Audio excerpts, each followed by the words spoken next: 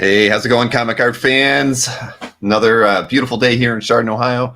One step closer to eliminating the miniature golf course from my life. Took care of the home inspection with the buyers today. So, gosh, I'm probably less than 10 days away from relieving that stress from my life. It wasn't really stress, but again, it's just going to be nice to have that behind me. So, welcome to the show. I wasn't paying too close attention to the comments. I'm kind of flying in here, just barely making it ready for the show here tonight because I've been so busy today. But nice to see everybody in there. Ruben, good to see you as well. Jeff, Mikhail, Tyler, I could highlight all your names, but you guys all know who you are. Marcus, good to see you. Lots of stuff to share tonight. Been a busy week. Maureen's been doing some programming for me today and yesterday, so we're getting closer on a couple up fronts as far as especially best of related stuff that I wanted to bring up with you guys tonight and get some opinions on things. Lots of opinion related questions I think tonight as well. But so yes, very very hectic. But I'm just glad I made it through the entire day. So yes, cha-ching, Alfredo. It'll be good. It'll definitely be interesting to have that out of the way. And there's so many other things going on. Wish I could talk about, but I can't. There's just so many cool things that are possibilities that I've got lining up and everything, and really excited about a lot of stuff. But I think hopefully in the next couple of weeks we'll be able to kick a few things around here and get some feedback and opinions on some neat stuff that we've been talking about internally, and just haven't really gotten to the point where I can ask your opinions on some of the things that we've got percolating around here. And Scott just said we've got opinions. Absolutely, we all do, and that's and I want to hear them all. At the end of the day, I want to hear everybody's opinions because it's what's going to make CAF be really great going forward. But I'm going to start off today with a mailbag, and let's see. I got two things in the mail this week, neither of which I bought. I got another package from Anthony, so I can't even imagine. He sent me that T-shirt a couple weeks ago, so we're going to see what he has sent me now. I don't know why I must be like I don't think I'm like a sibling to him, so I'm like a child or something that he keeps feeling the need to send me a gift once a week here. Well, I guess if anybody needs any pasties, look at that, man. There's a lot of them there. So let's see. And the note says, Bill thought if you didn't like it, Maureen could wear it as a night shirt. Can't wait to see what this is.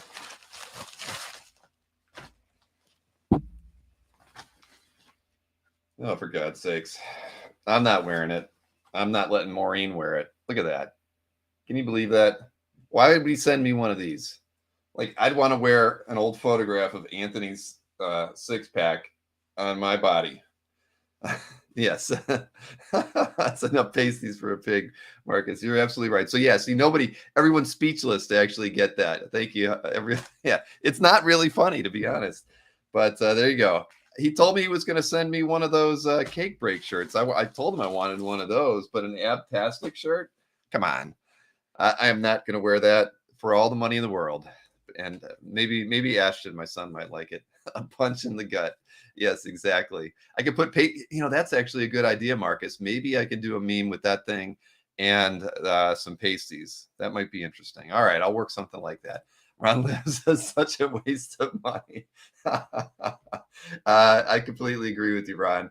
But hey, Anthony's got his own sense of humor. He spends more money on on his pajama pants more than anything else. Yeah, he's gonna lose sales now. That's right, Ruben. All right, so let's get to this. This is an interesting one. This is actually addressed to me by Felix, but I know that this was a collector who I think everybody knows, or at least knows from the chat. Comic Art Boston. He's a regular buyer on the Dueling Dealer shows, and I think primarily that's where we see him mostly participating. I'm pretty sure I've seen him in some of the chat shows before. But Felix emailed me, I don't know, probably around this time. No, it was 2 weeks ago. He said that first he said somebody wanted to send you something, and I had it. So then I had to find out if it was okay to say it was Comic Art Boston. So I don't know if Comic Art Boston is watching tonight, but hopefully they will see this at some point if they're not here watching tonight. But they wanted to send me something that Felix had. So we're going to see what that was. And haven't gotten a package from Felix in a while, but it seems very well done.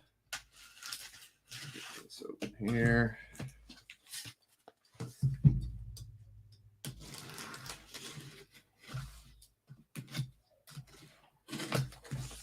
Okay.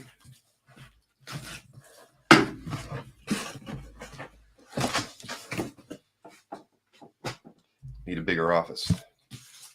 So let's see then. There are no notes. Nothing came out of the box. So let's just see what we got here. Oh my gosh. Is there no note here? There's no note. Well, I think this wow. This is really great, to be honest with you. I guess Comic Art Boston probably heard me say something about wanting Brian Lee O'Malley art, and you've seen me wear the shirts a few times from Dueling Dealers. So this is really nice. I can't believe Comic Art Boston did this, but I'm not going to take it out of the plastic right now, so I'll just show this over to everybody. How's that? Wow. Man, thank you so much, Comic Art Boston. This is amazing. I mean, I think I'd said I didn't have any O'Malley art in my collection. I missed the last art drop, so I'm assuming Comic Art Boston heard that and wanted to take care of me. So I appreciate that so much, man. That's great. I've emailed with him a few times. He's been a member of the site for a very long time. He's definitely got an awesome collection, and he's had a lot of favorable things to say about CAF over the years to me privately. So really appreciate this. This is an incredible gift. Thank you. Wow, my kids are going to be jealous because they love O'Malley's work as much as I do. Well, yes, that's very good. Yes, Comic Art Boston. See, I was there for 4 years and I never really got the Boston lingo. Stud gift from a stud. That's right, Marcus. Darn Truden. Yeah, I should be asking for Burn X-Men, says Hart. Yeah, well, that's just it. I've never asked for anything. It's just it's so cool that people pay attention to what I'm saying, and then they actually do stuff like that. That's great. I mean, I can't even tell you. Wow.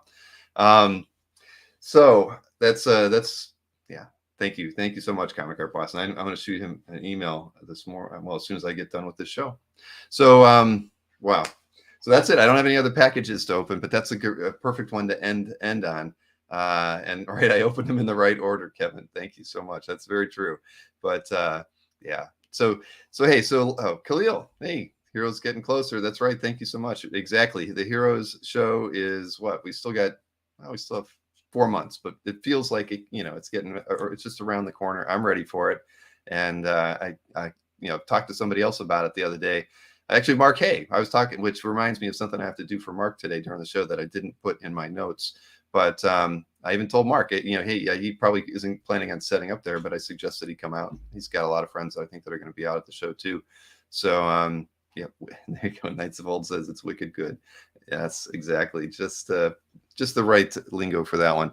But so I'm not going to take care of Mark right now. I want to talk about the best of, just to kind of show you a couple things that Maureen was programming, and I also got lots of new trophy photos that I needed to show off. So we'll kind of start off with just a quick note on the programming. As of course you are all aware, after the best of, we had talked about showing off, being able to show who won, like in your gallery, being able to represent that, that in this case, this is actually Dino's gallery, but it's a test gallery. So it's not one that, this isn't live for anybody, but we've just gotten to the point where we're actually we're pulling out and extracting winner information so that we can link over to the artwork. So remember, we talked about using the green owner box as a place to signify when somebody has won a best of award in the past. So it's not going to look like this at all. And this, like I said, this is a test page. It's not active on Dino's current CAF gallery, but this is showing that Dino, and I picked Dino because he's won the last 2 years, in 2020 for the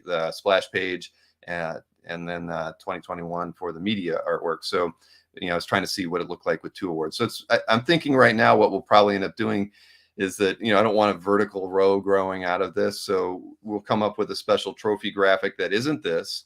and probably have the year on it. And then hovering over that will tell you what the awards were for, and also link to the artwork. So like right now, these would both link over to Dino's pieces directly.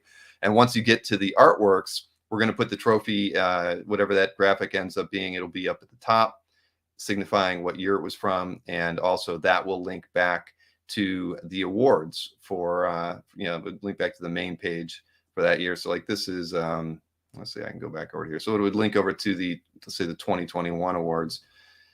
But we're trying to make it go full circle. So we, incorporate all that into CAF. So it's pretty close.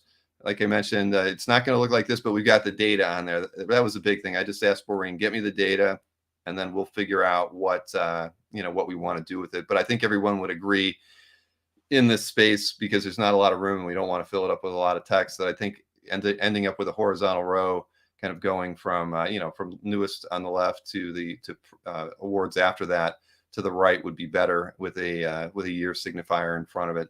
So we'll come up with a graphic for that, and as soon as we've got that settled and the implementation on the gallery piece page, we'll kind of make this thing all get wrapped up and be full circle. And right now we can only really go back to the last 3 best ofs, but if I can find archival data from prior to 2019, I can input that data as well. We've kind of set this up as an awards, a special awards table that allows us to do some creative stuff with it. And if I can go back in time, I will, but we'll at least have the last 3 best ofs, incorporated into everything. And I know I haven't been reading the chat while I've been talking about this, but Nick, thank you very much. A little something for that's not a problem. Not a problem at all, Nick. I mean, you're going to be on the show in a few months. So, it is about 2 months from now. So I'll be showing that off during the schedule.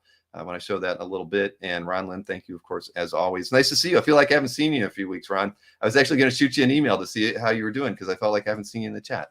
But yeah, so that's where we're at with this. I think it's going to be, we really should have done this last year. We got sidetracked like we always do, but we wanted to kind of get this thing fully wrapped up and integrated into CAF going forward. So there you have it. So it's I think it'll be really neat. And I know Eric Wanger actually said he wanted to make the graphic for this, and I've had other folks offer to do graphic work on some other things too. So trust me, there's a lot of things I'm going to be reaching out for in the future. But Eric specifically said he wanted to make the graphic on this. So I figure I'll email him in the next few days, and we'll work up something so that we can have that graphic and get this integrated into CAF before or by, like, say, next Monday. I don't see why we can't have that done by then. So I'll go ahead and hide that from here. But yeah, sorry. So I missed all the chat. But at any rate, that I'm excited about it. I wish we would have done it last year. And I always feel like we rush from one project to the next and never really finish anything properly. So with this year's best of, I just wanted to make sure that we had everything fully finished. I think the only other thing that needs to be done after that is, I mean, I was on that best of page, we actually have a filter in there that you can't see, that allows you to go back in time and look at the prior best ofs as well. So we kind of have to put that filter in there as well, so you can do that yourself. And we can retire the best of and call them CAFs. I don't know. I'm not quite sure yet. I mean, CAFs, I like the idea, but in a weird way, I feel like we still need something a little different. Best of also won't really quite fit with the direction that we're taking the annual awards either. And so I think we need to evolve it into something. I'm just not quite sure what. CAFs is a possibility, of course, but we'll work out something. And the DPS will be freed next year, Jason. I am quite assure you of that. So so all right, so why don't we look at some trophies, since we're talking about best of here. Did I actually load them, or did I? Yeah, I did load some of them into here. So let me show them off. So I got several. How many did I get? I think from six award winners here. So first up is James Siegel's award, and how he's chosen to display it. And that's if you didn't know, that was a Christmas gift to James from a very generous gentleman who's also in the chat tonight. But there you go. He has thrown the CAF award into his prized trophy room, and he's even got the Billigan card in there. So I mean, what more can you ask for? I think that's awesome. And this is really what James looks like in real life. It's as close a resemblance to him as I have ever seen, and it's amazing. But the best of trophy, or the CAFI, or whatever we're going to call it eventually, there it is, and it's in a place of distinction next to that Secret Santa award. And let's see what else we got here. I know we showed off Fish's award last year, so I think, oh, here next up is Rick W's. He's got it.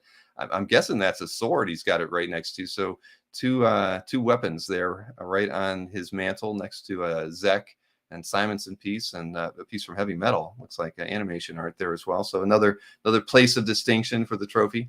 Happy to see that. See that small. You'll have to ask him about that. Let's see. Next up, this was from Bill J. He actually sent me one, and he didn't like it where he had it, so he moved it someplace else and put the Thor cover behind it. So I thought that was very appropriate as well. So another great placement for the trophy.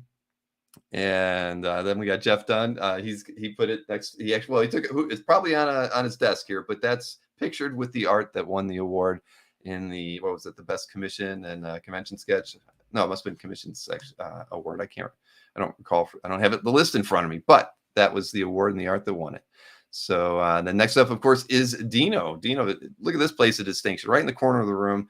He told me every time he's on a live stream, people can see it. So I think that's very special. And I'm glad that it's in a spot where everybody can see it. The Billigan card, I'm not quite sure if I want it sitting that close to the Hulk, but it's all right at the end of the day by me. Now let's see. I've got a really unique set of images here to share with you as well. I had to do it a different way because for some reason the files, I couldn't convert them. So let me get this thing squared up over here for you. Where are you? Come on, here he goes. So let me pull that out and put this in here. Now these are all from Marcus. Marcus, it's like he's telling a story in this. I mean, look at this. This is a very elaborate layout here. I think we see what is that? Is that a Cosmic Odyssey page in the background? But first time I got this, I see the cards because Marcus was one of the few people that got a full set of cards for all his all the participation he does, not only on CAF but in our chats and everything. So he has a full set, so you can get a good look at Mikhail and Michael, and I'm back there somewhere. Dino, Jordan, Tatiana, but look at that, and then he's got Big Bird's got the Thor hammer and everything, so that's pretty cool. Let's see, but now that he didn't send just one picture though. That was the interesting thing. We've got a bunch different perspectives on this. We got some close-ups. Look at that. And look, it's Jason. Jason is hiding out inside of Sesame Street. I don't know what you're doing in there, Jason, but that's where you were at. You're probably still there today. The last Cosmic Odyssey. Yeah, exactly. So let's see. What do we got next here? And Tatiana, I promise you're going to get. I got your address. I've got to get it over to Anthony because he has all the sets that we have remaining from that first run that we did. But more cards of distinction, little Cosmic Odyssey in the background there, and just another angle on it. So Marcus, you went above and beyond putting these all together for me, so I really appreciate it. I think what the issue was, they came in that new format from iPhones, that HEIC format, so I couldn't like take it and make it into Photoshop JPEG for some reason. Photoshop wouldn't open it. But there you go, another close up of Tatiana and Jordan, and from great moments. And again, you can still see the hammer right in the back. So and then another close up there. You got Mikhail looking crazy, cutting up artwork. Everybody remembers that episode. So yeah, this is just great. So I appreciate it immensely, Marcus. When I saw these, I think I was having a down moment that day, and I got these, and I was on cloud 9 afterwards. So Marcus, thank you so much for sharing these with me. And yeah, great job, Marcus. Marcus, he's a man of content in many ways. Not just, remember the films that he shot for me for the for the different con experiences that he's had of late since he's been getting back, and just everything else he does. So thank you, Marcus. Appreciate it tons. So my list is just an absolute mess, but I should probably talk about. I mentioned Mark Hay and something he's got going. I think everybody who's on Splash Page Art's mailing list heard about this, and we seem to, we mentioned Bermejo quite often, and I'd gotten a call from Mark the other day, and he was I don't know, he was in the middle of going to the West Coast or something, but he had something going on with Bermejo, and he wanted me to talk about it. And it's not related to original art. I hate to tell you that. Lee is still doing the digital thing, but he he was putting together something that he thought, it would be worth sharing. So we shared it on the news today. This is his homepage, but I want to get over to here. Basically what they're doing is next Thursday, I think beginning at 9 a.m. Eastern, and it's going to run through 9 a.m. So it's on Thursday 9 a.m. to Friday 9 a.m. They're doing these Batman Year One prints. I guess one's more of a standard one, and then one is more of a, and look, it's got a ton of bricks on it. But the cool thing, I guess, on this more expensive one is it's like got some kind of 3D embossing on it. So, it looks kind of cool.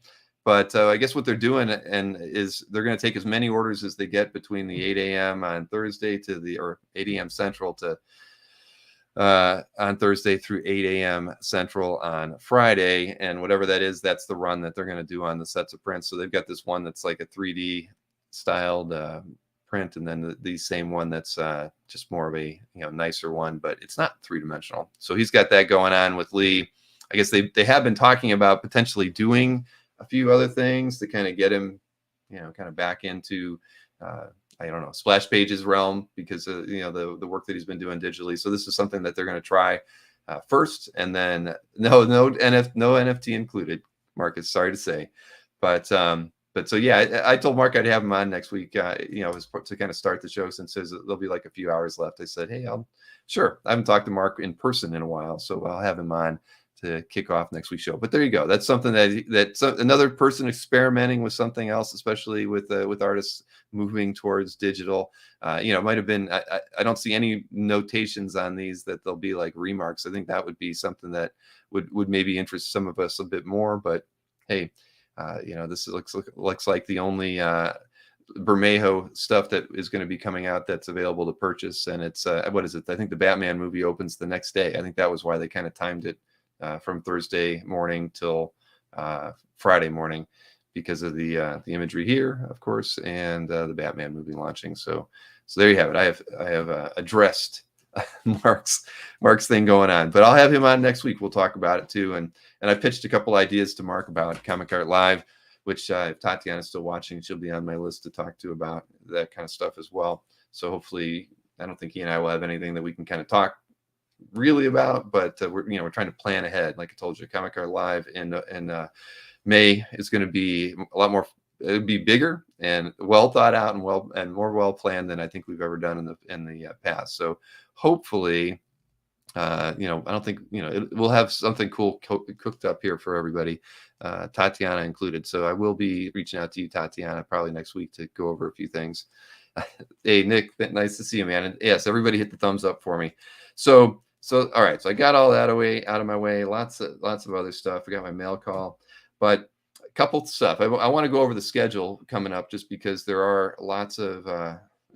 My schedule is about as messy as can be, but I'm pretty much booked Monday through Thursday for the next 6 or 8 weeks. So it's a very, very tight schedule. So I wanted to review the sales schedule for things that are coming up next Monday. I've got that Miko Swayan next comic art show, similar to what we did with Dobby and also Mannix.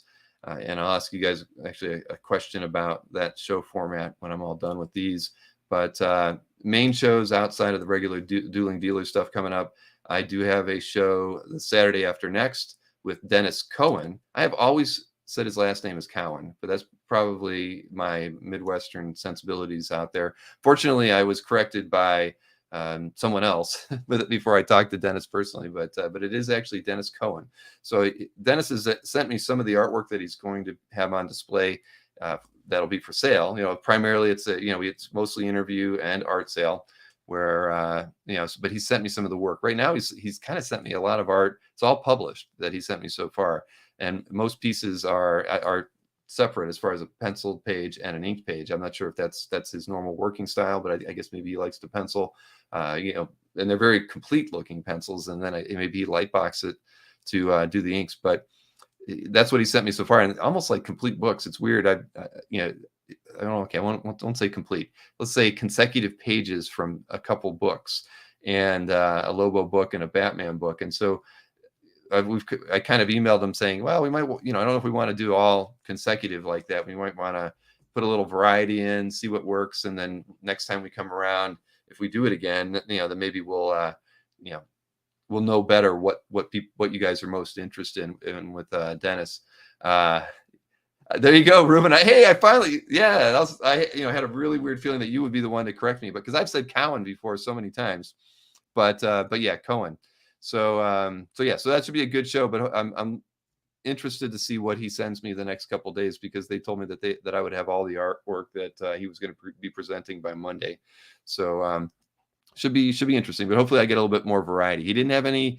I thought he was going to initially. He talked about giving me some kind of commission level sketches too. That was not.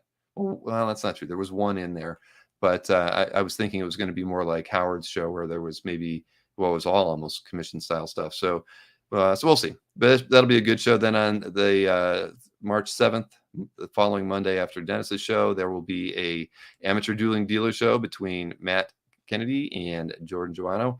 That will be a lot of fun. Regular price level show as well. So, it's going to be very interesting. And I still don't have the, I always try to work up a little show promo when we do a show like this, and it's got a theme.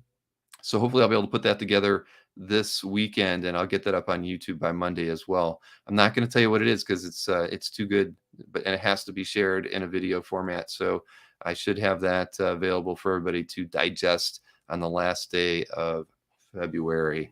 And then after that, I don't have any. That's really, it's kind of weird as far as the Saturday shows go, because you can see the next Saturday show after Dennis's show is all the way at the end of April with Linsner.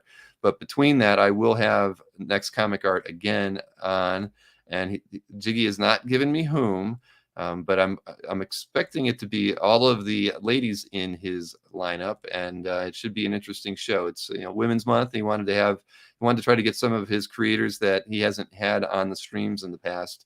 So I'm expecting at least 3 or 4 guests for that show, and as always, there will be art for sale as well. And then on the 18th of April, that's my birthday, we are going to have another amateur dueling dealer show. That will be Nick Barucci versus Jordan, and that one's going to be an interesting show, because they're keeping it all low. I mean, it'll be 24 pieces of art per guy, $500 or less. So it's going to be, Nick always has great bargains when he does his Friday show, but this will be a show completely dedicated to very affordable artwork. And you can imagine having Nick and Jordan together. It's just going to be 10 tons of fun. So I'm really looking forward to that. Red light specials. That's right. That is absolutely right, James. So, but it'll be good. Yeah, I'm looking forward to that one. And Nick approached me with that and the concept for the show, and I said, that sounds great. Hey, we have to appeal to all levels of buyers on those shows. But before I show the other schedule, the interview schedule, I just wanted to get everybody's opinion on the Next Comic Art show, because we did the Dobby show and the Manic show, and we kind of put the art interspersed that was for sale throughout that. I'm assuming everybody doesn't like that, right? We would rather have the art that's going to be for sale at the end and have it contiguous, correct? And I meant to ask everybody last week, because with Dobby's show, it was just a little bit harder to kind of do. Manic's show worked really well, but hey, Jiggy, see, you're here. I forgot to ask everybody last week. I'm sorry I didn't notice that you were in here, Jiggy. But so that's the question I'm posing to the audience: whether or not we should be putting all the art for sale at the end, or interspersing it throughout the show. Because we had some people who came on in the middle of the show and didn't quite understand what we were doing. They were thinking that everything we were showing was for sale. So, but Marcus, what keeps the suspense throughout the show? Is it the fact that we're showing art for sale throughout it, or that you like to wait until the end? The suspense is waiting until the end and actually getting to see all of it. So Johnny says, I keep it interspersed. Hey, I'm all for keeping it the way everybody liked it. I just, I thought it worked really well with Mannix's, and I kind of felt like my pacing was off with Dobby's show, and that's why I even said to Jiggy after the show, maybe we should think about it. Okay, Jason says he was confused. See, it's kind of a mix, right? I mean, because in most shows, okay, when a piece can show up for sale by surprise. Marcus likes to be surprised. Steve, okay, I think that's like four for continuing to sprinkle it throughout. And Jason says, put it all together. So, well, I'll keep watching this because and okay, Mikhail said it, he thought it was fine. Everybody else, all right. Well, I'll keep it that way. All right, I will definitely keep it that way. I'll just try to do a better job of explaining things at the beginning, so we don't have anybody getting confused in the middle of the show. I like it too because I like doing that. I do very much like the Howard Show and the Linsner Show, just getting the opportunity one-on-one to just talk with the creator until we reach a point where it's like, let's sell the art. I do like that format too, but with Jiggy on camera with me as well as the artist, I feel like it's a little bit more fun to do it throughout rather than just waiting till the end and seeing what happens. So, all right. Yeah, and Jiggy says Miko's already sent some of the art, so I guess I'll be seeing that soon too. Jiggy, got to get that over to me soon. Jason wants to negotiate too. All right, yeah, I get it. I get it. All right. Michael says, as long as I can keep the conversation going, I agree. That's the thing. It's pace on those shows is important. You want to keep everybody engaged, and I don't want there to be any lulls and stuff. So, all right, I'm all for. We're going to do the Miko show like that again, Jiggy, and we'll see how it goes, and we'll just keep perfecting that format. But it's a unique format for next comic arts drop. So, all right, Brian says he likes the chaos. And the end is for the recap. That's all right. All right. I'm sold. I'm keeping it. I'm keeping it the way it is. All right, Jiggy, we've got it. I'm going to check that box that says we're going to keep it the same format. All right, good. I can highlight that and say that one's done. So all right, let me show you the chat schedule that I've got, or the interview schedule, if you will. Let's go with a look at that, because as you can see, I'm pretty much booked all the way through April. I have a request out with somebody for April 5th and have not heard back. Jason, you would know who I asked for April 5th, but they have not replied to my email. So hopefully I'll hear back from them soon. But so you can see here next week, I'll have Joe and Nadia on. They're going to only do an hour. So we're going to cram as much as we can into 1 hour with them next Tuesday. But it'll be a good show. And as I've mentioned, we're going to probably do several follow-up shows with Joe and Nadia just to kind of hit different segments of their career and their time in the hobby. So, and I mean, I could probably do a show a month with them and it would be interesting, but we'll probably pace them out and do them every quarter. But this will be the first one, and we'll focus on them as collectors and what they've chosen as their, I'm not going to say their prized possessions, but some of their most important pieces that they have in their collection that they absolutely cherish. And they've already sent me the artwork. So I know everybody's going to be pretty impressed to see these pieces that, again, they don't have a CAF gallery. If you don't know Joe and Nadia, very few people know the breadth of their collection. So we're going to see some pretty cool pieces when we have them on next week. I'll have Eric Wenger on the following week after that. Then different little things I've got going on, like on that week. So on Thursday, I've got Micah on as part of the start of my CAF update. We're going to probably do a Comic Connect preview for their auction. And then the following Monday, I've got Hakes on to do an auction preview for them. And I think that's the week that Hakes auction is actually ending, which I think is it Wednesday when there's usually maybe it's the following week, but I'll be doing a preview with them. I think Kelly, Sean, and Tim will also be there.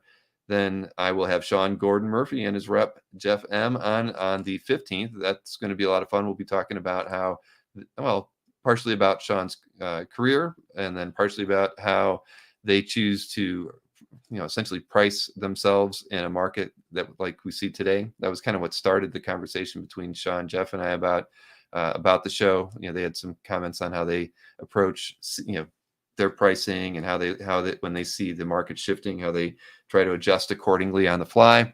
And I believe that Sean also has a new Batman book coming out later that month too. So I'm sure we'll be talking a bit about that. Maybe I can get him to send me some art that we can show off, not sell, show off during the show.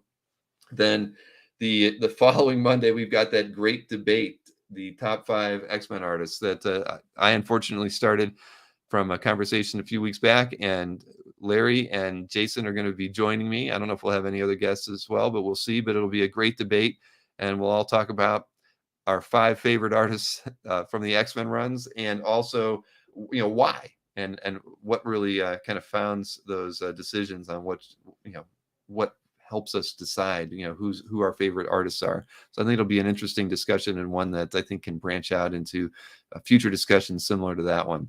Then I'll have Mr. Red Jack on the day after that. following week, I will have Jeremy Roberts on Tuesday. And then on Thursday, I'm going to have Dino and Nick Barucci on, and they're going to be showing off some pieces from their collection, similar to what we did with Dinesh. But these are going to be pieces that Dino and Nick have had for a while that they choose not to show on CAF. So it'll be, a secret peek into their collections that they, for whatever reason, haven't chosen to share on CAF. So it'll be a fun show on that night, and I'll be pushing the CAF update to, I guess, I'll be pushing it to April 1st, won't I? So on that day, so I'll probably do something a little bit more brief on that evening on April 1st, since it'll be a Friday. Then, like I said, I've got the April 5th date out there that I've offered to somebody. I'm trying to find if I can get them on or not. Then the week after that will be a heritage recap. I'm sure we'll have our usual lineup of Mike Berkey and Albert Moy and Nick Barucci on for that one. And then Nick Patera on the 19th of April.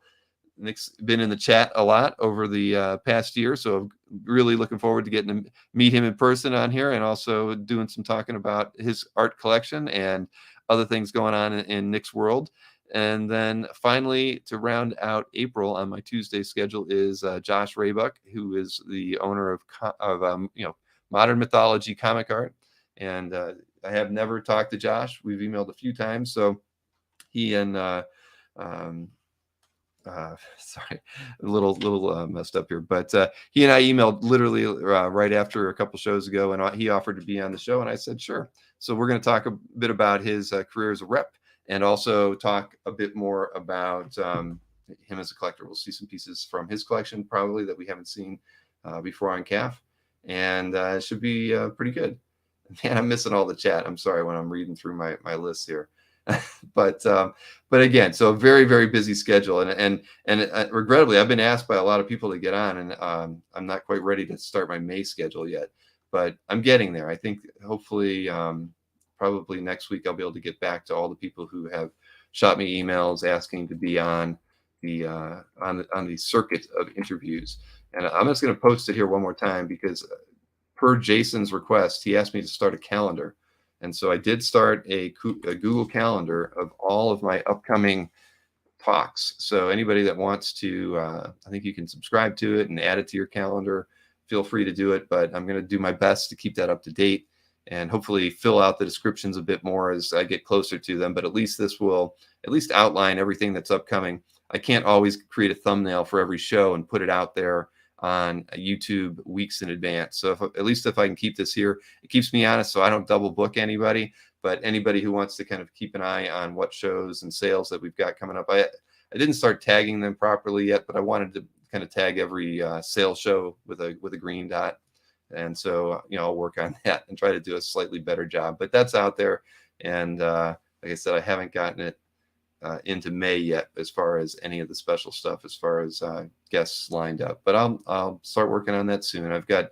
I have been told that I will be doing something with Howard in May. I don't know if it's a sales show or another, just maybe a discussion on his approach to drawing. He's got a lot of ideas, but I know that's working, in the works. Let's see, why not a convention conversation with an artist reps? Was asked from Joseph over on Facebook. Well, we've done a few. I've had had Felix on. I've had Mark Hay on, Tatiana, Cam was on a couple weeks ago. So I've talked with quite a few. I mean, everybody, and they all know they're more than welcome to come on anytime. Mark Hay's been on. Who am I forgetting? Albert's been on. So we've had lots of reps on the show, and but no, I'm always happy to talk with reps. It's always fun to get their perspective. And then we're going to have Jeff M is going to be there. I forget what Jeff's last name is with Sean Gordon Murphy. So we get him on there as often as we can. Oh, an evening with a bunch. Oh, okay. I mean, that would be interesting. They're okay. I'll think about that, Joseph. Seriously. I mean, it's not, I wouldn't mind it. You're right. I mean, we just need to have some good topics to talk about. I think it might be something interesting. I mean, honestly, I can tell you, as I've already mentioned, I've been talking with Mark, and I intend to talk to Tatiana and Jiggy about some stuff coming up in 3 months on Comic Art Live, which is the weekend of May 21, 22, right? So, and that all of those people are reps, so that you can kind of give you an idea that I'm thinking of working a bit more closely with the artist reps that work closely with me, whether through site design or marketing, advertising on CAF. So I definitely want to expand the show a bit more. I mean, I know that we've always engaged all of those artist reps, but including, Albert's always had something going on with the show typically, and Annabelle from Kirby's Comic Art, but I want to do more. I've got a few ideas percolating that I pitched it to Mark first, because Mark was actually the guy who sat down with me originally when we kind of scoped out what Comic Art Live would be when COVID happened. He and I sat down in March of 2020 and initially just were jotting down ideas, like what would be an online con, be like, and how would what did he think would be good ways to approach it. And then of course, I started working more with Tatiana on that, and Annabelle, and got a lot of good feedback. So I figured I'm gonna loop him back in and then work my way through everybody else and come up with a game plan for Comic Art Live that I think will definitely be intriguing and interesting, and continue to make that virtual event be relevant going forward, now that we're in competition with cons. As again, our show is going to be the same weekend as MegaCon. So it's it's going to be a more challenging time for us to put on, I don't want to say successful, but at least well-received virtual shows twice a year. So I want to make sure that we've got unique things happening that really only happen there. So again, I'll be in touch with several other reps in the next few days. Well, early next week, let's put it that way, because Mark isn't going to get back to me because he's on vacation until Monday. Yeah, Christopher Daly. Yeah, I mean, I love the when Mike McCone he kicked off the show that one time. It was last year, I believe, the May show. But yeah, my focus is on better. I want to make the shows better, and starting with the people who help me the most. They're going to be the ones most interested in helping me make sure these things are successful too. Xmon, very good. Yeah, I agree, Eric, and that's why I think these virtual sales shows and virtual cons have a future, because at the end of the day, if we can bring in more interesting sales opportunities, not just from the collectors and the dealers bringing their artwork into the hall, but creating other sales opportunities that happen around the show that are unique to that, then that really is like bringing the con out, to people who are in other countries, or like you said, if it's in MegaCon and you're on the West Coast, you're not going to that. So it's a great opportunity to kind of keep commerce flowing, and the hobby front and center, and everything that we're doing, and then everything that you guys want us to be doing. So yeah. So there you have it. So all right, so I've got that out of the way, but it's a very busy schedule. I mean, I'm really glad that Jason kind of yelled at me and told me to get it into a calendar, so now I can keep track of everything. And there you go. If you don't have to pay for travel, then and hotel of any kind, and meals, right? And meals, that you have more money for art. I agree. I know Comic Art Live is here to stay. We need to do some things to just make it even better. I don't want to feel like even the last 3 iterations of it, while we upgraded things, we didn't really try anything really new with the show. And so this time around, I want to definitely do more, and then just try to always figure out something extra special each show to kind of make each one better, and adding on to that and learning every time. And yep, I think it's the way to go. So, speaking of schedules, as many of you already knew, there were actually 2 art get-togethers last weekend. I'm missing Fred Chamberlain saying nude modeling. I don't know what that's to, but there were 2 art gatherings last weekend, and not at cons or anything like that. It was collectors setting up an event that brought in collectors just to kind of sit around in I don't know, rather relaxing environments, and talk about art and show off their whatever artwork they brought with them. So the one I had been talking about a lot, and I really regret this. I had seen a link on Facebook. I saw probably like 60 photos from this from the show in Rome, or the gathering in Rome, that 9th Art Association get together in Rome. That I know that at least Max Fargo was one of the organizers. I remember seeing Federico's in the photos. I think he might be in some of the ones I have here.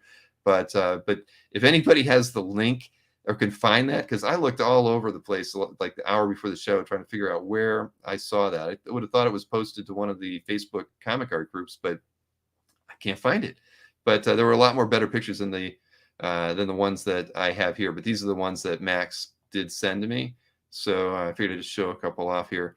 It's nice to see we as collectors getting together and enjoying the hobby, and especially people creating special events like this one. So this wasn't a con. This was just, and I don't really even know what the Ninth Art Association is, if they've been around for a while or if they just created it for this first get together. But it's something that they intend to do, I would assume, at least annually. And I think that they had said they had almost 40 collectors show up. It was a weekend event, so they did 2 days. And it looked like in some way they had, I wouldn't say they had like panel discussions going on, but see from some of the other photographs that they had some sit down chats and whatnot. And again, I can't say I've met many European collectors, but I did recognize Federico in some of them, but I don't know if he's in any of the ones here that I was sent. Let me see. I think that's the back of his head at the bottom there on the right. So at least that's him. I think he was in more of the pictures that I saw on Facebook. Then here you go. See some kind of lecture going on there, and just a couple more setups. So again, not a con, a comic art collector gathering in Rome, and I think it's awesome. I think like we've talked about in the past, I definitely want to start hosting some of those once I get permanently moved down to Florida. And I think that the best of, or whatever that celebration is going to evolve into in the fall, or not the fall, in the winter, February 1st time period, I think we've talked about making that into something special in the Orlando area. So you never know. I think there's a lot of potential for gatherings like that. But last minute, I didn't hear about this from the gentleman setting it up. Anthony Snyder told me about this get together that was going on. He's like, "Oh yeah, I'm going over to Fish's house for a get together." I'm thinking, oh, okay, he's probably invited 3 or 4 art collectors over to hang out. And Anthony he wasn't very clear. He's like, "Oh, I know this is, he thinks this guy and that guy's going." So Anthony's there, and he's actually sending me pictures while he's there. And Fish sent me some pictures as well. So I'm going to share these photos from this amazing art gathering in New Jersey. So many familiar faces there, right? There's Anthony wearing his pajama pants. Can that man not dress up? I mean, I'm surprised Fish let him through the door, that he wasn't properly dressed. Somebody's got to talk to that guy sometime about his wardrobe. But of course, Rob Pastella on the right there, with Frank Giella, Nick Catratis, and Lambert around the table there from I guess counterclockwise from 3 o'clock. Pastella, Giella, and Catratis and Lambert. So there's that. What else we got here? Hey, there's a picture of Larry. Larry looks like he's sleeping there. He had his eyes closed. Every time my daughter gets her picture taken, her eyes are closed too, but that's all right. And then you got Jason, and they got Dan there. But look at that. Did you see? But we should go back to the spread. Did you see all that food? Fish knows how to put together a party. So, Chuck saw it. Nice spread. Exactly. Holy smokes. I mean, look at that. I'm going, Fish, I need to get an invite next time. I actually might drive. If I'm in Ohio, I'll drive there. If I'm in Florida, maybe I'll fly in for the weekend. But yeah, what a spread there. Absolutely. So a few more pictures here. I know that's Harry with his back to us, Harry Mendrick. And over to the far left, that's Daryl, who we just had on the show on Tuesday night. So, again, what a great spot to look at art. I mean, you've got all this room, Fish. And man, you know how to put on a party. Again, there's I don't know who's the guy in the red. I'm not familiar with him, but again, Catratis and Pastella there with drinks. Who else we got here? Another. This is their version of a lecture. I don't know what Daryl was talking about there, but Fish with his Silver Surfer shirt on. And what do we got? There's Jason and Harry again. And Frank Giella, he's looking through the art while everybody else is talking about sports or something over there. Darren Domina. Okay, I know the name. All right, very good. Thanks, Dino. Not Daryl, Phil. Oh, dang it! All right, guys, my brain is like I told you, I'm a little fried tonight. But yes, it was Phil R. Guys, Phil R. Sorry, Phil. I just had you on, and I can't even remember your name. It's a bad night for me. Some more of the spread, and up there's Larry in the background. And let's see. There's Jason. I forgot Jason was there too. So ball cap, center top. Jason from Essential Sequential. And let's see what else we got here. Oh, there you go. See, Anthony can't go anywhere without bringing his van and art for sale in some manner. So I'm sure a sale was not made, but Anthony probably said, smile everybody while you're looking at my art. And what finally, there we go. A final picture with Anthony and Fish, and Fish's amazing art collection. I think the CAF trophy is like right behind Fish's head there. So yeah, good time was had by all at that event. Congratulations, Fish. That was a amazing setup there. And yeah, and check out that wall, right, Dino? That's amazing art on Fish's wall there. But again, I think this is great. We're finally getting back. COVID is finally subsiding. We can have get-togethers like this, and I think that we really should be doing more of these. I know that we've talked about using CAF to kind of do some kind of geographic, trying to help people figure out, who's closer to me. I know we'd probably only get down to the state level, but it might be interesting to at least help facilitate some get-togethers. And I know a lot of the collectors know, like I'm sure Fish knows a lot of the New Jersey, New York area collectors, and and I know that there's a few gatherings in Texas. Benno's put together, I think, or been a part of some that are in the Atlanta area. But I'm looking forward to seeing more of these things happen. I mean, they need to happen. Building camaraderie, and of course, I'm sure in some of these instances, I know that Max, when he emailed me the photos from the Rome show, he also forgot, and he sent me a follow-up email showing me the piece of art that he got there, which was amazing. I would have shared it, but I didn't ask him for permission to share the piece that he got. But again, it's a good opportunity to trade and have some fun with fellow collectors. So yes, thank you for hitting the like, Rich. But all right, so again, looking forward to those. Looking forward to me being able to host my first one down in Florida, hopefully sometime before the end of this year. So we'll see. I think right now I'm probably on a pace to get down to Florida permanently by July. But hopefully maybe a week, a little bit sooner, maybe June, we'll see. But and Scott said that there is a regular get together between this early April. Okay.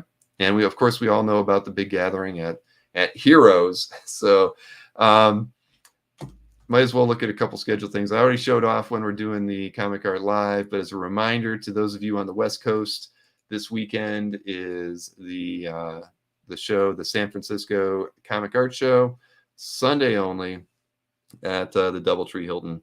This is being put on by Bashara. It's his other West Coast show. It's his new one. He already has the show, the LA show that he does. Then Colin's been helping out with the Wicked Comic Con, April 9th in Boston.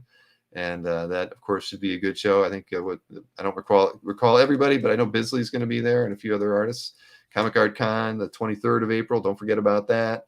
Como, of course, if you can get to Italy. Mark Hay told me he's going to that show, Tatiana. You probably already knew that. I remember he was scheduled to go there a couple of years ago, and that when all that fell apart. So Mark's going out there. And as I mentioned, MegaCon, of course, I'm going to be doing a panel at MegaCon on Friday, the 20th. And that will be kind of, I'm not sure how I'm going to manage doing a panel at MegaCon and still juggling Comic Art Live, but Comic Art Live will happen that weekend. So we're going to get that squeezed in after the panel. And then, of course, the gathering to end all gatherings will be the Heroes Show, June 24th through the 26th. And there will be a special Comic Art get-together Thursday night on June 23rd. So a lot of people are going to be there. I guarantee you, if you can make it, you should do it, because it'll be a weekend to remember. I think we'll probably at least have 50 people from the chat and CAF members in attendance, probably even more. I mean, honestly, if just by the way the conversations are going, I think we'll probably have a lot more than 50 fans of the show and fellow collectors showing up to to it, and hopefully being there on Thursday too, because that'll be a fun night.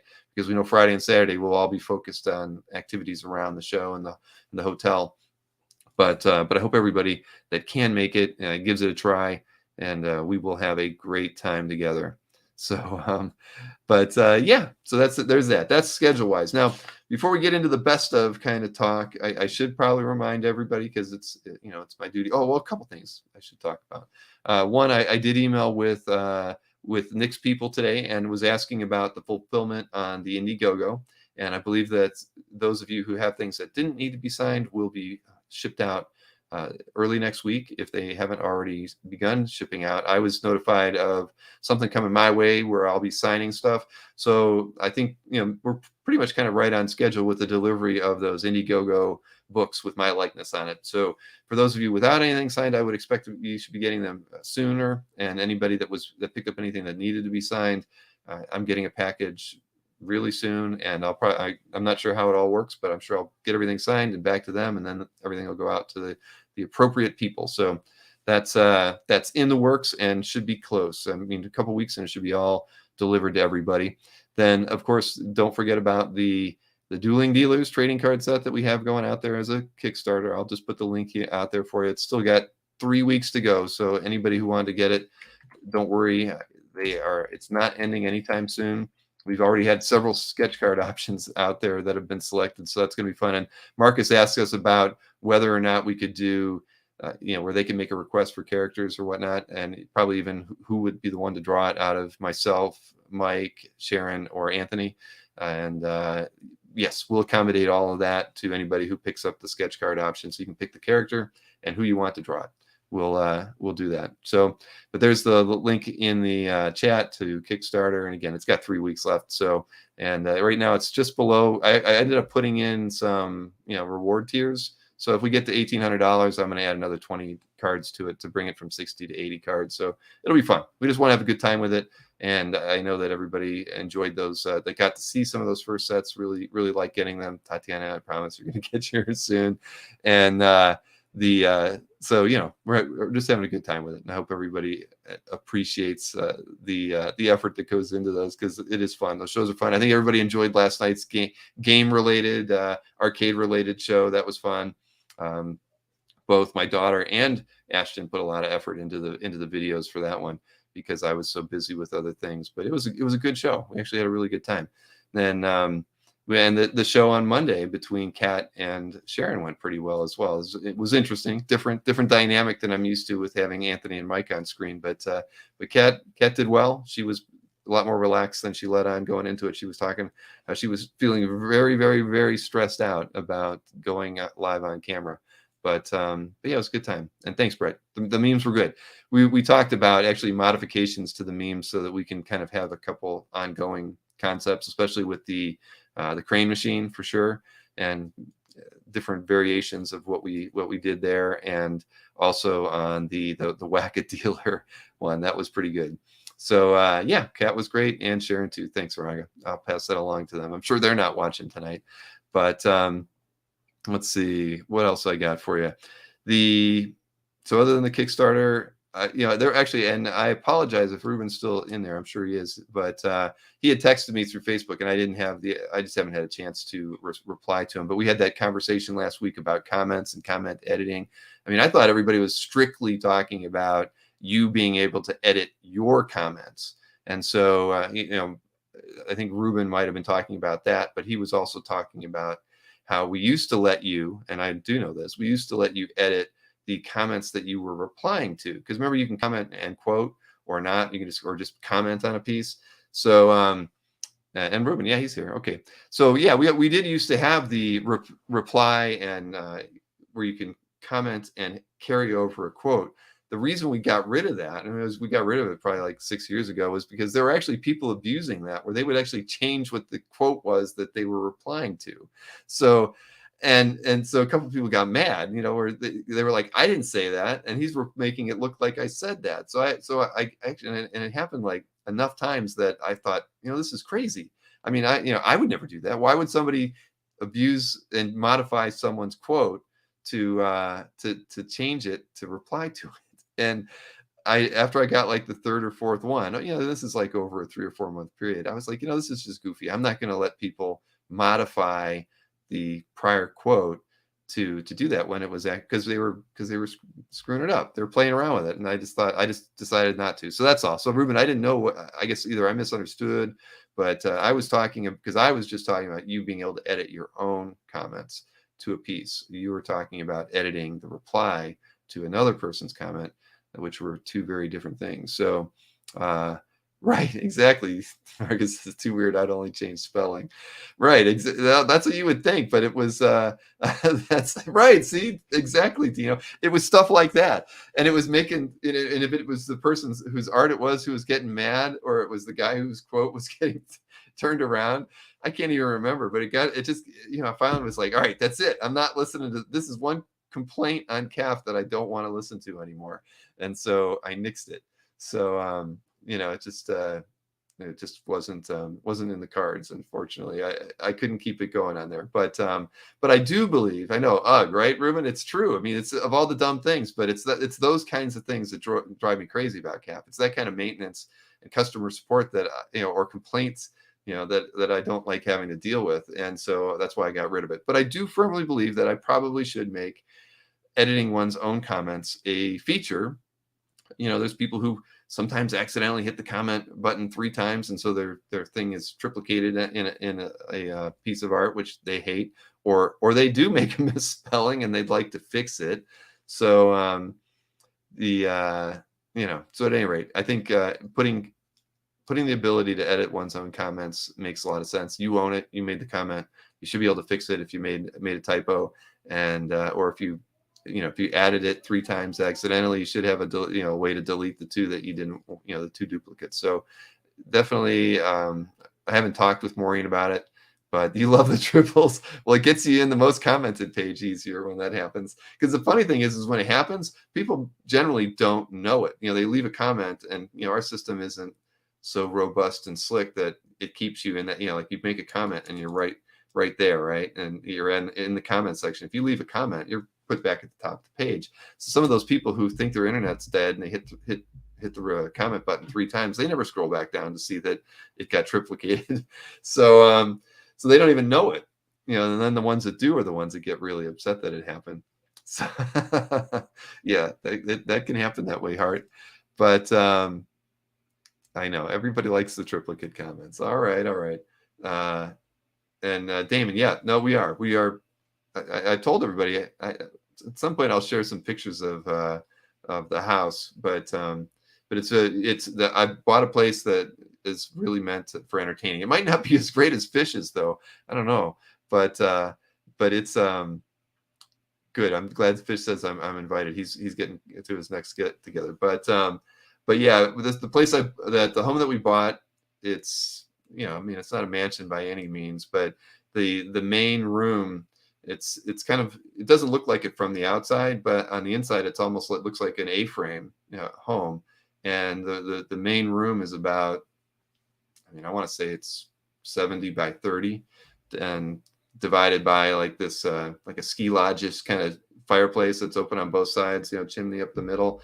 But so it's just this very large open room, perfect for having. I mean, I could have my own con in this place. It's so big in that one room, and then off to the other sides are all the bedrooms and stuff. But this one room is just amazing, and it's perfect. And I'll have a smile on my face every time I walk into that one room. So, but yeah, it's like a ski lodge or a hunting lodge. It looks like anyone you walk into it. Very nice, rustic, but perfect for big art get-togethers. And it's got it's not an enclosed lanai, but it's got this very large back patio as well that's all covered, and even has a bar in it. Not that I'm a big drinker, but there's a bar and a grill. It's almost like I could have my own restaurant in the outside area. So we're going to have Florida get-togethers there. I definitely would like to do 2 of them a year, but put them around whatever we're going to do for the the annual best of / anniversary celebration that would happen around February 1st of every year.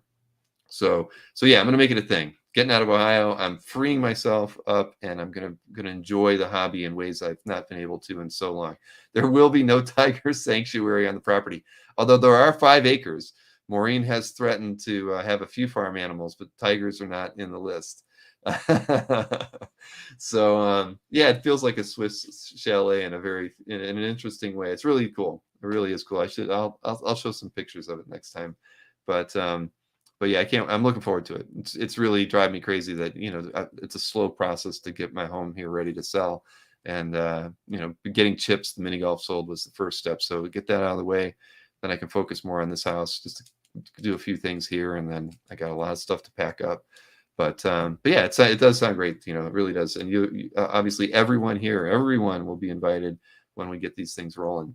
So so yeah, I think I actually addressed all the things. So yeah, no, that I did get that one too. So why don't we talk about the week that was in original art collecting? I need to get that screen over here for me because I've got way too many tabs open tonight. But it was you know, when we get to the talking about the artwork picks, this was another week where I probably could have picked 25 pieces on my own, and I didn't. But there were so many really good choices. It was tough to pass up on a lot of stuff. I know that I'm sure when Chris gets in here, he'll probably say the exact same thing. It was not easy to pick my favorite pieces for the week, and I mean that's how it goes sometimes. I talked about doing honorable mentions. I didn't do it this week because I was so late getting everything ready for the show today because of that home inspection.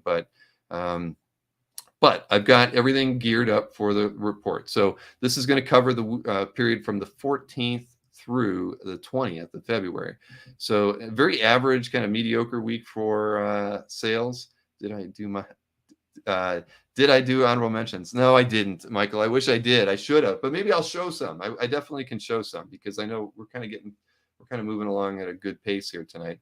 But sales for that week were rather average. Dealer sales for the week, $257,000 in dealer sales, and that was down from 316. And I think the dealers had 3 consecutive weeks over 300. So 257 isn't bad. Felix really kind of dominated the sales for that week. He had, I think, a couple complete book sales, but he had 52 sales and 103,000 in overall sales. Panel Page was next. With 9 sales and 37,500 in sales. Ramita Man, 28 sales, 35,000. Albert, 7 sales, 31. How did he do that when he was on vacation? And then Anthony, 55 sales, leading in the per unit sale victory, but only $22,000 in sales. So his per item price was not very good, $400 a piece compared to Felix's $2,000 per piece, and heck, even Panel Pages at $4. So we know Anthony is king on the low end side of things, and that is his niche. So why don't we take a look at the top 6 sales from original comic art dealers from this period. So first up is the Thor 21 complete issue sale from Felix, art by Nick Klein, of course, and the price on this was $28,000. And Nick's work is phenomenal. I mean, that's I'm a Thor fan, and I even love that cover, looking as bad off as he looks there. So next up is an Albert Moy sale. This one went for $20,000 as the asking price. Jim Lee, of course, Scott Williams as well. Justice League 7 cover. And next up is an Anthony sale. I gave him a hard time about this piece. Well, not a hard time. He asked me for advice, but he sold this one for $8,000. John Buscema, Tom Palmer, Avengers 281, page 2, title page on there. Next up, this one was sold by Panel Page, John Romita Sr. This was from the official handbook to the Marvel Universe issue 3 cover. Asking price on this one was $7,500. This was another complete story sold by Felix by the artist Stephen Green, Hellboy Forgotten Lives, and this one sold for $7,250. And finally, this Panel Page sale, $6,500 was the asking price by Sal Buscema. The issue was Spectacular Scarlet Spider, issue 2, page 32 splash. And why is it lingering black there? I'll have to talk with my son. He keeps dragging out those endings, doesn't he? So yeah, rather average week. But yeah, it was funny that piece. Now, you never know. Remember, I always say asking price on the dealer stuff. But I remember Anthony had gotten that John Buscema piece, and he had said, "Well, what do you think it's worth?" And I didn't know. I mean, it's I kind of look at earlier Buscema stuff, so I have a better idea. So I looked it up, and that piece was actually sold by another dealer, I think just 2 years ago for less than that 8,000. And I said, well, it's probably around here. And he got mad. He's like, I took it for this, which is about double what I said it was. And so he was like, he tried. I know he tried putting it on Dueling Dealers, and it didn't sell. So I'm glad to see that he did sell it, and he probably got pretty close to what he was asking for it. But at the time, I said, well, it can't be worth, can't be worth more than double what it sold. And I think it was early 2020 was the last sale that I had seen. So, you know, live and learn. I mean, he did have it on his site for probably about 6 weeks before it sold, but it sold, and that's all that really matters at the end of the day. So next up is the auction results. Auction results were actually pretty darn good in comparison to previous weeks. They were at $312,000 compared to $230,000 from the prior period. The top sales, and I've got well, with eBay again. I this time I took the time. There were the 2 out of the top 3 sales were best offers again. So I have well, I'm going to show you what the price was as it was recorded to me. I'll tell you what the real price was, because these were really deep cuts by around 33%. So I always say offer 20% less, maybe offer less. You never know what's going to happen. But of the of that, actually, and I have that number wrong. It was 294,000 in sales, not 312. So still higher than average week. But of that 294, 165 of that was to eBay. So we'll take a look at the top 6 auction sales. First 3 coming from eBay. First up, this Jack Kirby Superman's Pal Jimmy Olsen 144 page. The price on it, as listed on eBay and to the data that I get back from eBay, was $12,000, but it was noted as being a best offer or make offer accepted, and the art sold for $8,500. So, like 30% off. So next up is this Herb Trimpe Tom Morgan Avengers DPS. This one did sell for $4,900 with a buy it now, I believe, and very nice piece of art. And finally, this Transformers number 6 page was listed at $3,000, actually only sold for $2,000, so a flat 33% off on that one. So make your best offers when you can. So the next 3 here are from Heritage. This was that great Walt Simonson Al Milgrom X Factor issue 38 splash that went for $15,600. And then another Tim Sale Batman Dark Victory page from Heritage. This is from issue 8. It's page 5, sold for $11,400. And finally, this really, really great Ed Hannigan Al Milgrom Spectacular Spider-Man 72 page that sold for $6,300. So, by and large, a decent week. And there's that long black. I'm turning that off, by the way, so it stops. I don't know how long he's dragging those out. I'm going to have to make a note to talk to him about that.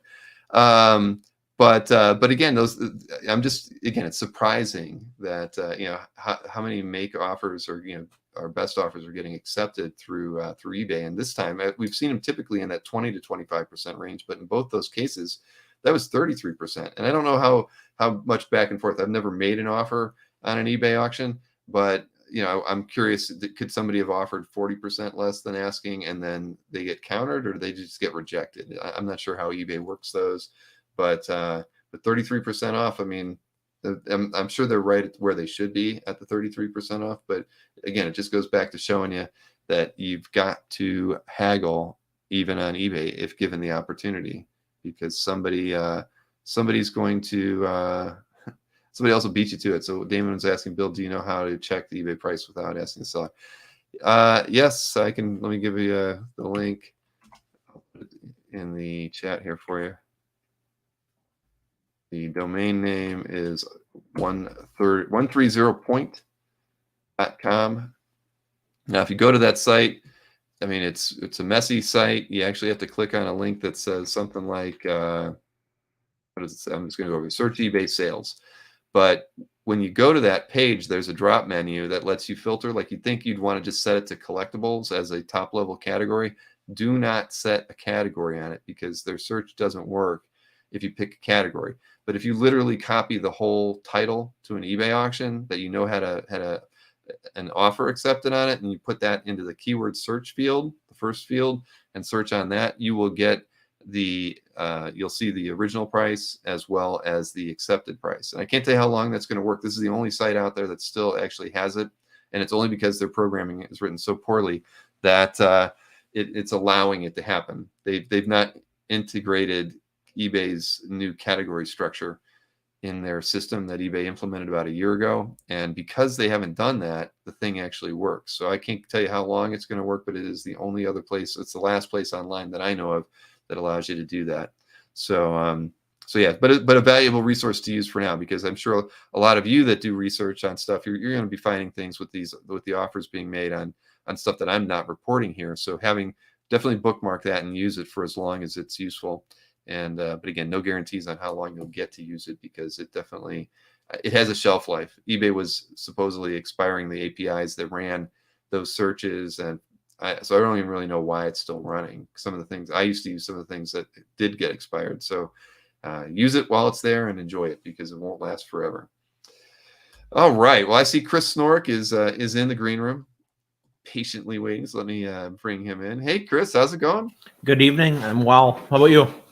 I'm good, man. I'm a little worn out and tired this week, but I'm powering through it. I've got a busy weekend. I haven't even talked about it. This weekend I'm going down to Columbus. I think I mentioned it last week, but Ben Saunders, who organized the Marvel exhibit, is coming into town in part to do some kind of special setup at the Marvel exhibit in Columbus. But he's coming here to my neck of the woods to meet up with Berkey tomorrow, and they're going to be going over some of his personal collection of Spider-Man artwork. I don't really know. I'm assuming it's going to probably be Romita Senior heavy, but he's going to be going through that and picking out select pieces, and they're kind of making an extra wing of the show just for Spider-Man art. Wow, that's cool. Yeah, so that's very interesting. My brothers and I went to see it when it was in Chicago, and there's so much original art in that exhibit, and so much stuff where I'm like, I can't believe I can put my face an inch from the frame. There's just it was tremendous. Well, I haven't seen it yet, so I'm really looking forward to. I think you'll love it. Yeah, no, I will, and I know that and I've talked with Ben. We had him on the show a little over a year ago, I think, but he was great to talk to. I'm looking forward to meeting up with him, and he's flying in from the West Coast, and I guess the other guy who worked on a lot of the exhibit in Columbus was in New York, so they're both flying in together to kind of go over Berkey's collection. So I'm going to take the opportunity to browse around and look at some things myself. Pick not any of Berkey's collection, but maybe some stuff to buy while I'm there. And then on Saturday, then we're driving down. Though I think we'll get to Columbus around 2, and we're meeting up with Dinesh of all people. And I don't know, he was invited. He said he was invited. So I even emailed Ben today. I haven't heard back from him. I'm like, who else is invited to this get together? I mean, I'm thinking there's got to be some other people, and he didn't reply. It's like, maybe I think he was keeping it a surprise, because I didn't even know. If Dinesh wouldn't have told me, I wouldn't have known he was going to be there. So it's going to be it's definitely going to be a cool time, and they're going to take us out to dinner and stuff. But I told him I want to be pressed while I'm there, and so I'm hoping I'm allowed to shoot anything that I want, and so we'll see. That was the other question. Maybe that's why he didn't reply to me. He wanted to make sure I could do whatever I wanted while I was there. But I didn't see anything that they wouldn't let you take pictures of. At least, I mean, in the exhibit. So, well, that's good. Well, I just assumed they would probably say not to, but if that's the case, then I'm going to do whatever I want. I think I took a picture of every single piece of original art, and in some cases several. Okay. Yeah, the Zach Cap annual cover with Wolverine slashing down on his shield. I got I think I took inch by inch by inch. Oh man! All right. See, everybody says they're taking a gazillion pictures. Well, awesome. Then I'm going to take a gazillion pictures too. But so it's gonna be. I can't wait. I'm really looking forward to it. I've seen so many photos of it that I've been dying to get a chance to take a look at it. And Larry says it's going to take hours. I don't even think we're going to get hours to do it, but because we don't even get there till about 2:00. But we'll see. We'll see. I think that the offer was we could stay till Sunday, but Mike and I we're gonna drive back that night. So I've got a busy weekend for that, but it's going to be good, and I'll have lots of pictures for next Thursday. So not best stuff. See, my head is in so many different directions tonight. But as far as the selections this week, did you have as hard a time as I did going through Initially, I was a little bit worried. I think it was the way the days fell or something this week, and I would hit a dry spot, and I thought, oh, geez, I'm only at 3 or I'm only at 5 or whatever, and I'm getting close. And then it would be bam, one page would come up, and there'd be 3 picks on it. So I don't know. It was like fits and starts. Okay. Well, as it wound down, I was able to kind of look at the weekend as a summary for me, and it was amazing. But I was not watching it throughout the week. I actually think for some reason I checked the stats last week. It was not a heavy week for art being added to CAF, and that might have contributed to it. It literally was about an average of 200 pieces a day, whereas usually it averages around 250 to 280 a day. And I was surprised. It was like the first week in maybe 2 years where we didn't have 1,500 pieces added to CAF, which, I mean, I don't know. Maybe everybody was taking the week off. It was weird. I mean, I didn't notice it because I wasn't like you watching every day the artwork being added, but it was a light week for art being added to the site. Oh, maybe that's part of it then. Yeah, it very well could be. But let's get your picks set up here. I've not shared the screen yet, so I'll have to resize it once I get it in here. And oh, not too bad. It's kind of close. Let's get that. All right, that's about as big as well. Let's see. I want to try to zoom in as best I can when I get these. Sure. There we go. All right. So we got the Adam Kubert, and this is in David's collection. I saw this one right away. I loved it. Yeah. That it's all about that bottom panel with Cable and that ridiculous gun. Obviously he's famous for his ridiculous guns, but this one's particularly excessive. It looks like he's holding an airplane or something in his hand. The design of it is really crazy too, which I liked a lot. But honestly, I think the reason I picked this is because I really like the way that Mark Farmer kind of reins in Adam Kubert. So Adam, I consider to kind of be like the wilder of the two, the Kubert brothers. And I think as a result, he's typically the one whose art I prefer. But Farmer, I think, did a great job of, really applying a lot of detail. It's almost got, I don't know, it's got a very classic, like even late 80s versus 90s X-Men feel to this page. I like it a lot. No, it's beautiful. I love the storytelling in the center with her waking up, and I mean everything about it. And you're right. I mean, the last panel is the one that blows your mind. Larry said it because and we should. Larry's going to be on next week. Everybody, I should have mentioned that as part of my schedule. Larry is doing the guest picks for next week, so Larry's got to pick 10 artworks that were added from this Monday through this Sunday. And I'm sure he's already doing his homework, but yeah, I agree. When I saw, I knew you sent me your picks pretty early, so I knew this was out of my realm right away. But this probably would have been one of mine as well. Yeah, I figured it would probably make the cut. Yep, and Goose says Adam is his favorite artist. Awesome. Wow. All right, and I did not get my like on this one, so congratulations, David, for adding that to your collection. It's a beauty. All right, and let's see whose collection. Oh, Dinesh. Well, of course. I should have known without even looking, but this was a really nice cover. Yeah, I don't think I've picked any Valiant art before. I wasn't. I'm not, I guess, the biggest Valiant fan, but Magnus Robot Fighter always piqued my interest, and just the absolutely insane way that this page is put together with all these robots like streaming down, over top of him. They're all over him. They're, he's front and center. They're fighting this humongous robot. This is just a fun, really cool image. Oh yeah, no, it's incredible. I mean, putting all those robots into one drawing. I mean, I can't even imagine, trying to put that together and making heads or tails out of it. But it's like George Perez has been drawing this thing. But yeah, it's a feat of composition for sure. It is. I mean, you look at that. That's just so well done. I wonder if Dinesh, did he put the published piece in here? Oh, you did. Yeah, all right. They always had such garish colors. Wow. Yeah, there you go. Gold, right? Blue. Yeah, that is wild. Wow. That's Magnus's skirt is torn. Yes, he is. Yeah.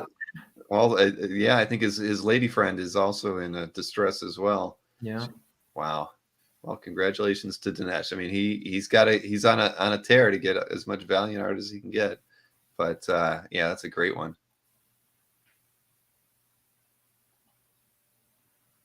All right, now we got Alex Ross here, and I didn't check the gallery owner. I'm sorry.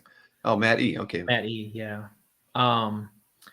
This is one of those pieces where I saw it and I thought, I remember this from somewhere, and like he actually talked about at the bottom. This was done for a trading card box. So there used to be this trading card game called Versus, and they did a big Justice League release, and it came in this long like a deck box, and this was the top of the deck box art.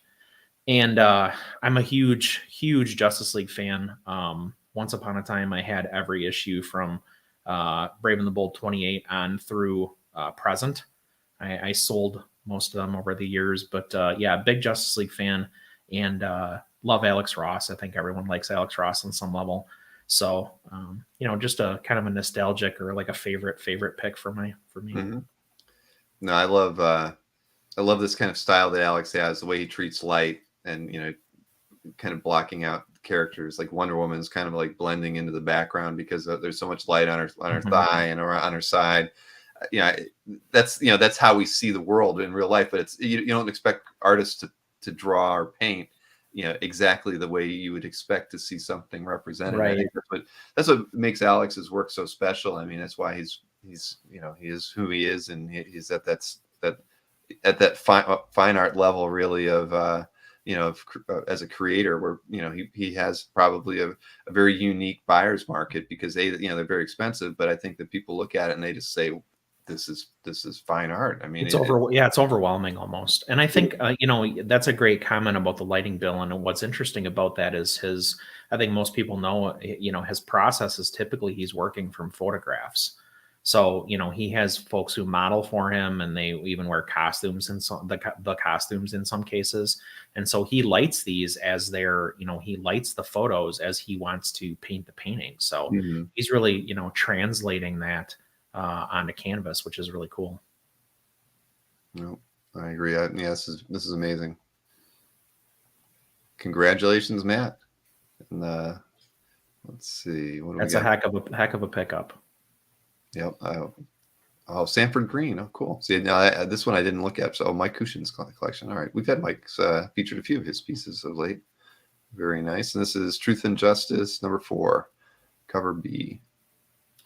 Yeah. So Sanford somewhat recently joined Felix's crew. So I'm guilty of not being too familiar with Sanford's work until somewhat recently. But this one is one of the ones from the thumbnail that just leapt out. I love the kind of Breyfogle-ish, Batman silhouette in the background. And then, the Red Hood figure like leaping towards. It's a great pose. It's a really cool composition. The graphic element with the bats in the background swirling around and kind of making a shape. Just awesome altogether. Bricks. It's got bricks. It does have bricks, and Mike's in the house. Oh, cool. Good piece, Mike. I like this a lot. Yeah, this is really, really nice. I've had the good fortune of talking to Sanford a few times. Really nice guy, and this is amazing. No, I'm a fan. This is great. Wow. I think that is that a face. I think there's a face in those. Yeah, I didn't notice it when I scrolled by initially, but yeah, look at that. I didn't notice it either. It just had a shape. Yeah, let me look back over here. Maybe it's more obvious. I guess. Well, yeah, we should have seen it, Chris. Maybe in color we would have seen it.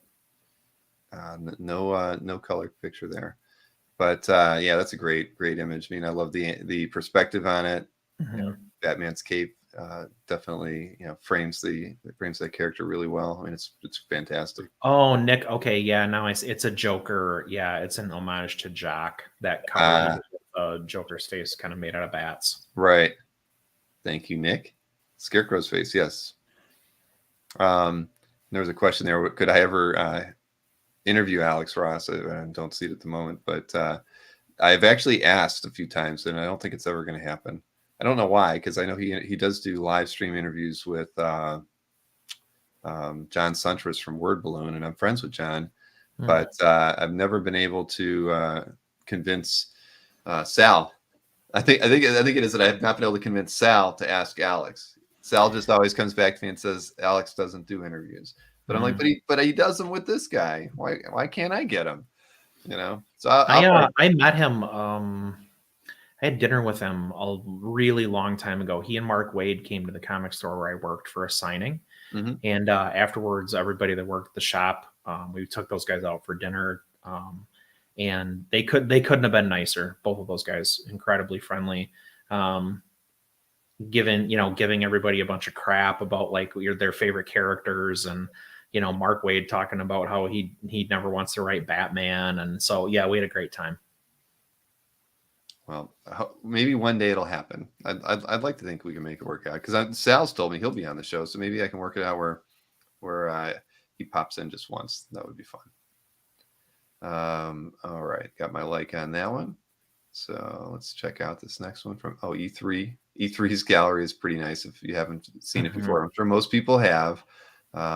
But George Perez, Brave and the Bold cover. It's killer. I mean, everything about this one I just love. Every aspect of it, from George's drawing of the ground in front of I mean, it's everything. The spacing. This is pure Perez, right? Yeah, it has and I think obviously the characters help in the fact that it's Perez, but it has a real Crisis on Infinite Earths, feel to it, with Ultraman getting one over on Superman. But I mean, what's not to love about this? It's tremendous in every way. The E3, I think, actually posted several Perez pieces this week, and this just happened to be my favorite, which is it was a tough pick, but I just love everything about this. Well, I'll check out his gallery later. I'll leave this tab open so I can see what other, because I don't think I must have missed him. I saw this one, but I did not see the other pieces that he posted, or that they posted. We don't know who E3 is, but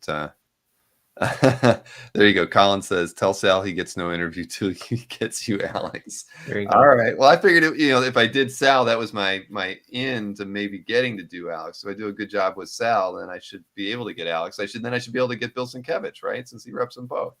So start there, and then hope for better. Work the ladder. Right. Work the ladder. Thank you, Chris. Well, another great pick there. I'm gonna check out those other pieces that he selected as well. So let's get this a Domino commission, Damian Connolly, and Jason Wood's art collection. Wow. So not an artist that I knew anything about. Like I said, I try to pick somebody that I'm not familiar with as often as at least once a week if I can.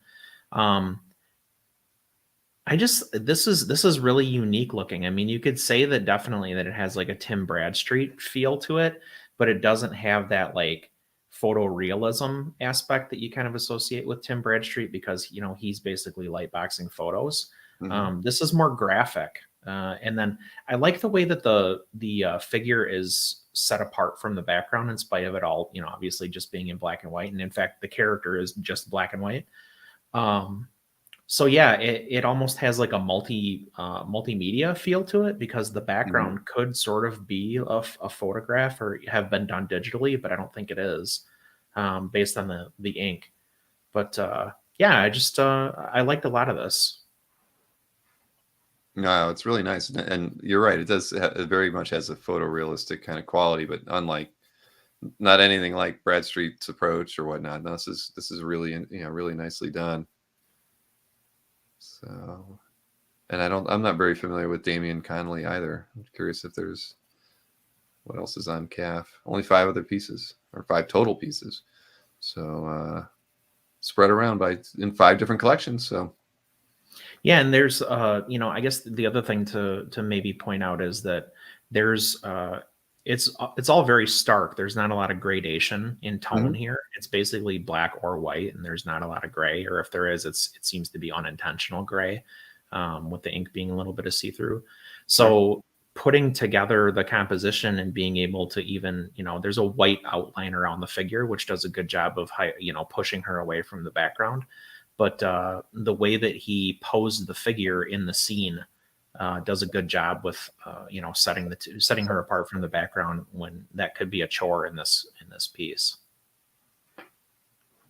No, I agree. I mean, this is it's really nice. I'm impressed. Let me got the like on that one. I'm going to leave the other search box open. I want to see the other pieces that we have on CAF from him. All right, so Fred Chamberlain. Hey, we got a piece in here for a style guide. Nice pick again, Chris. This is let me go zoom in on this one. I knew this was going to have a large scan. This is where, and this is why I love Jose Luis Garcia Lopez so much.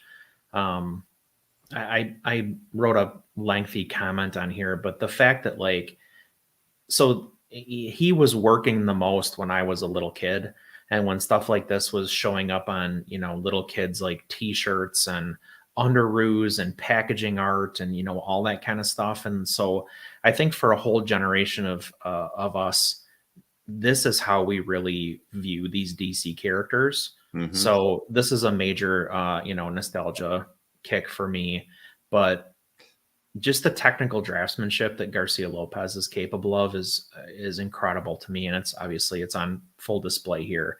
He's doing, the logos. He's designing the logos and illustrating the logos. So all that type is his.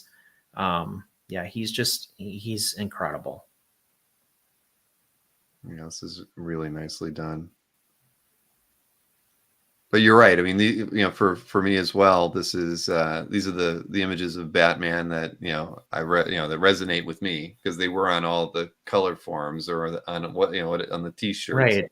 The things that I grew up with, board games, or exactly. Gosh, I don't think I've said the word color forms in a while. Ages. I don't know that why. Was that was like one of the first things that popped into my head. But yeah, but you're absolutely right though. These are. It's so identifiable with the characters, and it's because of guys like Giordano and Garcia Lopez that that's what's ingrained in us about what we appreciate or the references that we take forward with us. I mean, I love all the modern takes on it, but when I think of Batman, these are usually the images that spring to my mind.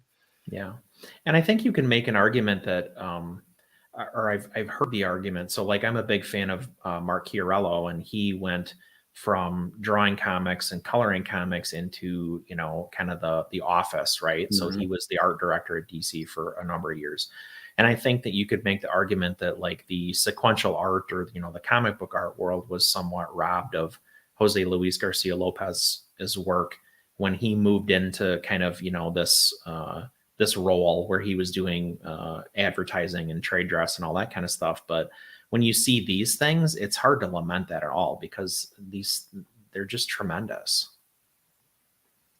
I agree. And Larry says Garcia Lopez style guides cost more than his covers now. Yeah. And I mean, Larry, honestly, I feel like you could make the argument that that's right, or that's appropriate, because in my mind, this is Garcia Lopez at his best. And that's saying something because he's a top fiver for me of all time. Of Batman artists, or in general, all period. Time? I just think he's one of the best to ever do it. Man, so that's a discussion we can have. We're going to talk about 5 best X-Men artists, but 5 best all time. Now you don't want me on that show. There will be blood. Oh man. But Fred, fantastic pickup. I mean, this is it's a brilliant piece, and I'm glad it's in your collection. All right, so it's The Thing. I would never have thought. I mean, right? And Art Adams, crazy, right? In the collection of Grant Riddle. Wow, this got a nice big scan on this one. I tried so hard to buy this. Yeah, because this was out there, right? I mean, it was, and I had to have missed it by minutes.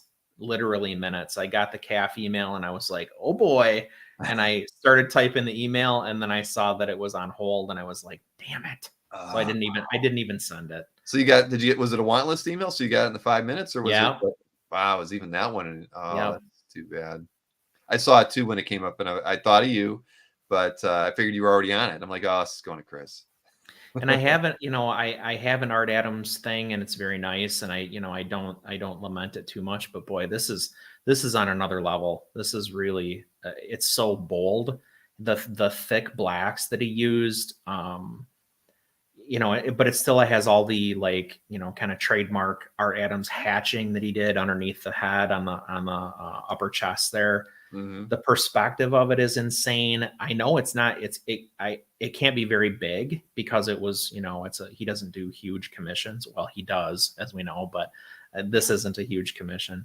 So to really pack this, it's so packed with the whole image on this paper, and so much art has been added in the 2 weeks. I could have this week alone, I could have picked, I think, 5 Art Adams pieces, but Right. clearly I'm going to take this one. Yeah, and I like Khalil mentioned too that the thick line, the outline, the character is just that's a really nice touch because you look at it and you say, well, it doesn't really need it, but you know what? That's kind of what makes this thing. And not say the word thing, but that's what makes this artwork really Absolutely. pop is Yep. that heavy outline. You kind of have to get away from it versus because I'm trying to look at all the detail in it, but when you get back, I mean, you see that outline almost immediately, and then you're really just kind of sucked into the details. So it's that structure on the page really helps tie it all together. It helps to present the perspective, and then just just like you said, it lays out those different areas where he's done the heavy cross hatching, and just it helps define that. Yeah, the thick line, it almost, I mean, kind of what you're saying, it draws you toward, it layers the composition. So there's like fist, arm, elbow, shoulder, head. Yep, I agree. I'm not posting that one, Ruben. You like your rock men. But Me too, Ruben, and no knock. Yeah, If he has a knock, I'm out.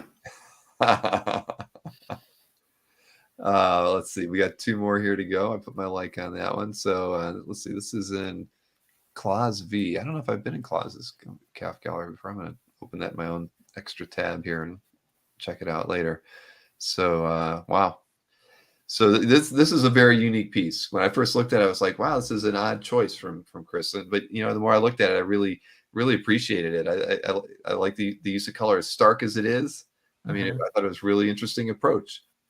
Yeah, so I guess it's really the polar opposite of the last piece, right? There's nary a line to be found, really. There's really just breaks in color. So he's done, which is so perfect for the character, right? I mean, he's the Vision, so like he's supposed to be kind of ethereal and intangible, and I really like this kind of like energy / like circuitry pattern that he's got as the halo around the figure's head. I think I've picked Maddie Bergara before. I'm a big fan of his, and I guess, to be honest, I'm not sure exactly what I like about Maddie Bergara, but when I see his art, I'm always drawn to it. So there's clearly something about it that I find really attractive, and this piece is no exception. Oh, it is very uniquely done. All right, so I'm just trying to read through some of the stuff here, but yeah, I'm gonna have to check out Claus's collection now.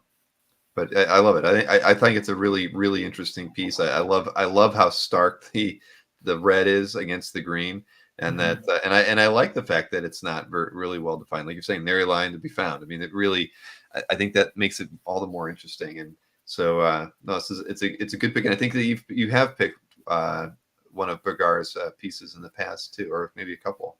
I think recently, it's even somewhat recently, but yeah, I just big fan. All right, 2 thumbs up on that one. So let's see, last one here, a wonderful Death Dealer by Simone, and this is in someone their CAF gallery is the Simone Bianchi collection. So let's see, do we have a name down there? Matthew DiTullio in the United States. All right, so I mean, you can never go wrong with Simone, right? Typically, you get more garish colors, so it's kind of neat to see him kind of going with a Frazetta palette, or something more traditional, more muted, more realistic, or even like a fantasy palette. Not even fantasy. This is more like it's more historical almost. Like this has an element of realism that's certainly missing from normally his work, but normally missing from Frazetta's work too. I mean, Frazetta is what I would call like a fantasy palette, right? Like everything's punched up. This is certainly more muted. It's more washed out. I'm not 100% sure that it's all, the palette is all that effective, but I love the image. The image is just tremendous, like as a whole. I like the composition. The horse's face is really weird. Which I'm fine with. It's a fantasy painting. I think it's the teeth.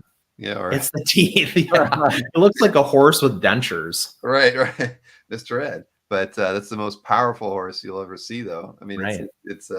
but no, you're right. The composition is impeccable. I mean, the horse is really like kind of at an angle. I mean, to be able to stand up. I mean, but everything about it is just so. It's just very well constructed. And you're right. I mean, it's not the norm that you would expect to see from Simone, but very, very beautiful piece.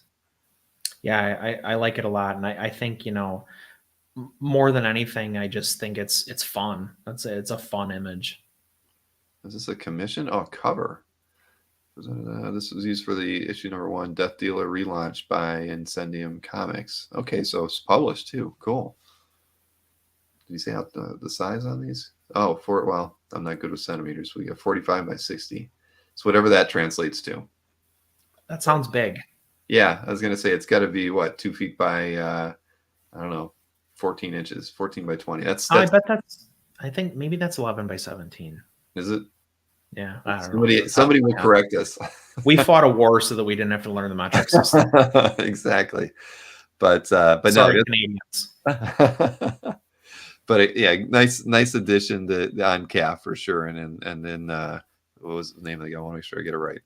Matthew's collection. I'll have to check out that collection as well after the show. And actually, Mikhail had sent me an idea about being able to come up with because I linked to these in the report that just so everybody knows. I mean, I don't even remember if I linked the report into the description tonight, which I'll put it in the chat now just to do it because I think I did forget since I was going last minute. But so there you go. You and Mikhail said it's bigger than 13 by 19. Okay. All right, so there's the link to everything that we're talking about tonight on the show, whether it was the market data stuff or the artwork we're showing now. But Mikhail had suggested like coming up with a way where we actually were flagging the artworks, kind of like a way. Oh, okay. I mean, I don't know how so I guess maybe something similar to what we're talking about with the best of. So when you get to that piece of art, you're actually able to see that this piece was referenced. You do it with the pieces that have been highlighted that like Colin has picked. So it's definitely possible. But again, it would mean something. I'd have to extend some editorial probably over to you, which might be easier. It's like maybe you just go in and pick your 10, and there's a way for you to easily just then email me or something along those lines. Sure. Or you're picking them. So we might be able to come up with a way to do that. I like the idea. I mean, at the end of the day, we want to make this as fun and tie it back to the artwork that we're talking about as best we can. And so if we could do that, I'm totally for it. So yep. Well, ML is very constructive. I appreciate about him. Yeah, no, without. But I have to get in touch with him because I think he's psychoanalyzing me in my my weekly YouTube chats. So I think that I need to ask him why I like Matty Bergara because he thinks that he's climbed into my head. So he claims to know the secret sauce that leads me to make a pick. So I'm interested.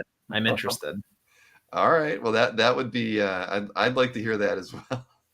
So, but yeah, it was a good idea from Mikhail. I did jot it down. I just didn't have a chance to reply, Mikhail. But I think that the more ways that we can kind of keep these things, informative, and if we feature it there, then it would bring you back to the report in some way, such that you can see other pieces we featured. And I think that that's good for CAF. And it's things that I kind of have overlooked in the past, except with the featured art, the once a day thing. We do a good job with that.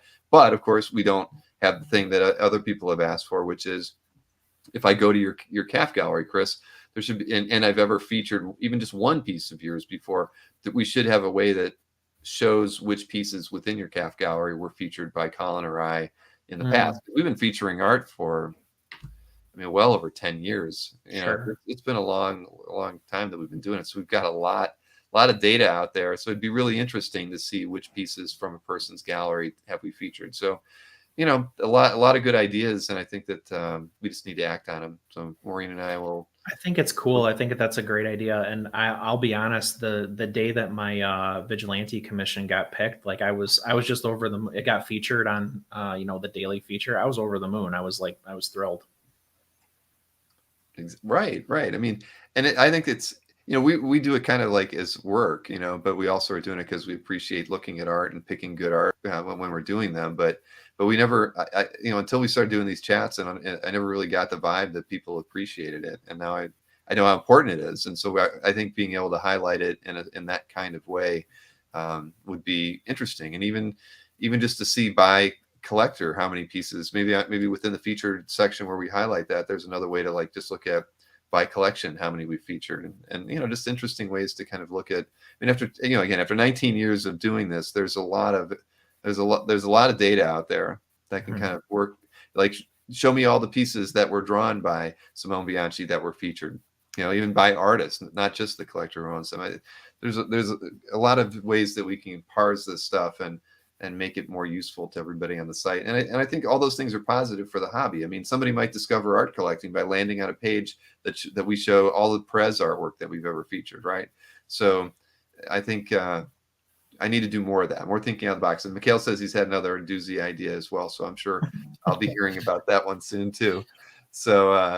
And speaking of Mikhail, Mikhail's piece is going to be one of the first ones that I'm featuring here. So let me shift gears here and stop that screen and start mine up here. And here it is. So, yeah. See, I thought you were going to pick this one. I don't know why. It got so much attention that I almost felt like it was perfunctory to. I agree. It's been picked. We've all picked it. Right. Exactly. It did get a lot of attention, but I figured, it was when I was going through my list, I love skulls for one thing. And my wife, Maureen, literally has told me that I can never own. Well, I could own a piece of art that has a skull on it, but I could never hang it in the house. It's like right. the one rule I have, that is imposed upon me by her is that. So I actually should have like printed this out and hung it on the wall to sort of cry when she saw it. But I just love that. Yeah, I love everything, all the skulls on it. I mean, I think it's very indicative of the character. It just, to me, it's just like a perfect Lobo cover. And so it's just absolutely amazing, and it deserved all the attention that it got when it was posted. And Mikhail's got great taste. I mean, I love it. I mean, I even it's funny because you look at it and all I think you're seeing is these skulls, and even with these I like the images here where they're kind of like laid out flat. But the skull and the one that gets me the most is the one that's kind of hunched over in the front here. I don't know why. It's just the only one that's like an odd perspective out of all of them. But sort of hugging Ms. Tribb. Yes, exactly. So Mikhail, fantastic piece added to your collection. I mean, man, this is a doozy. So wow. And I didn't like it yet. So there, I've taken care of that. And I haven't commented on it yet. I've got to put one on there too later. So next up, let me get my like on here before we go any further. Rick Levins and Danny Bulandini. This is in Paul P's collection. Paul, man, he just adds great art all the time. And I mean, you could highlight a piece of Paul's art pretty much every week because there's usually something in there that's just amazing. I'm not a big Captain America fan, but I saw this image and I kind of like the layout of the page. I mean, I'm sure that we're not really getting the full vibe about, we're missing the indicia at the bottom and whatnot, but I love it as a title page. Just a fun image of Cap. The background behind him is just, I mean, I don't know what the heck's going on there. He's riding the shockwave. Yes, exactly. It's all chaos.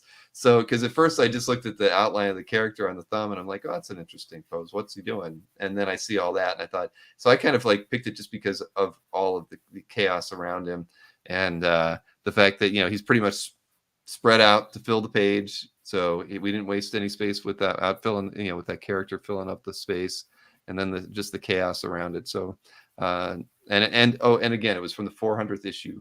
So I thought, well, that's a milestone issue. And so, the artist had to put a little extra thought into what they wanted to do on the title page for that issue, and that made me wonder, or maybe just kind of ponder that. It's like how creators approach, milestone issues like that. I mean, you don't really think about it. We as readers are like, man, I hope the best story gets told on issue, Thor 500. Right. But what kind of pressure the creators are under when they have to create a story that is a milestone, or it's going to be branded and labeled a milestone on the cover. So you have to actually try to bring your A game to make it happen. So Well, and besides the cover, I mean, this is really your next chance to grab the reader, is the title page. So yeah, this is just sort of prototypical, Cap image from this era. So I mean, as it's considered, on its own, it's cool. But as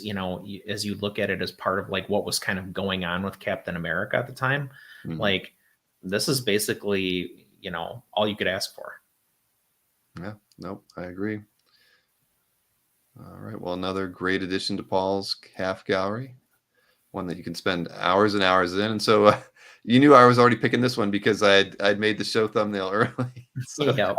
I preempted you. I mean, you probably would have picked the thing one anyway. Yes.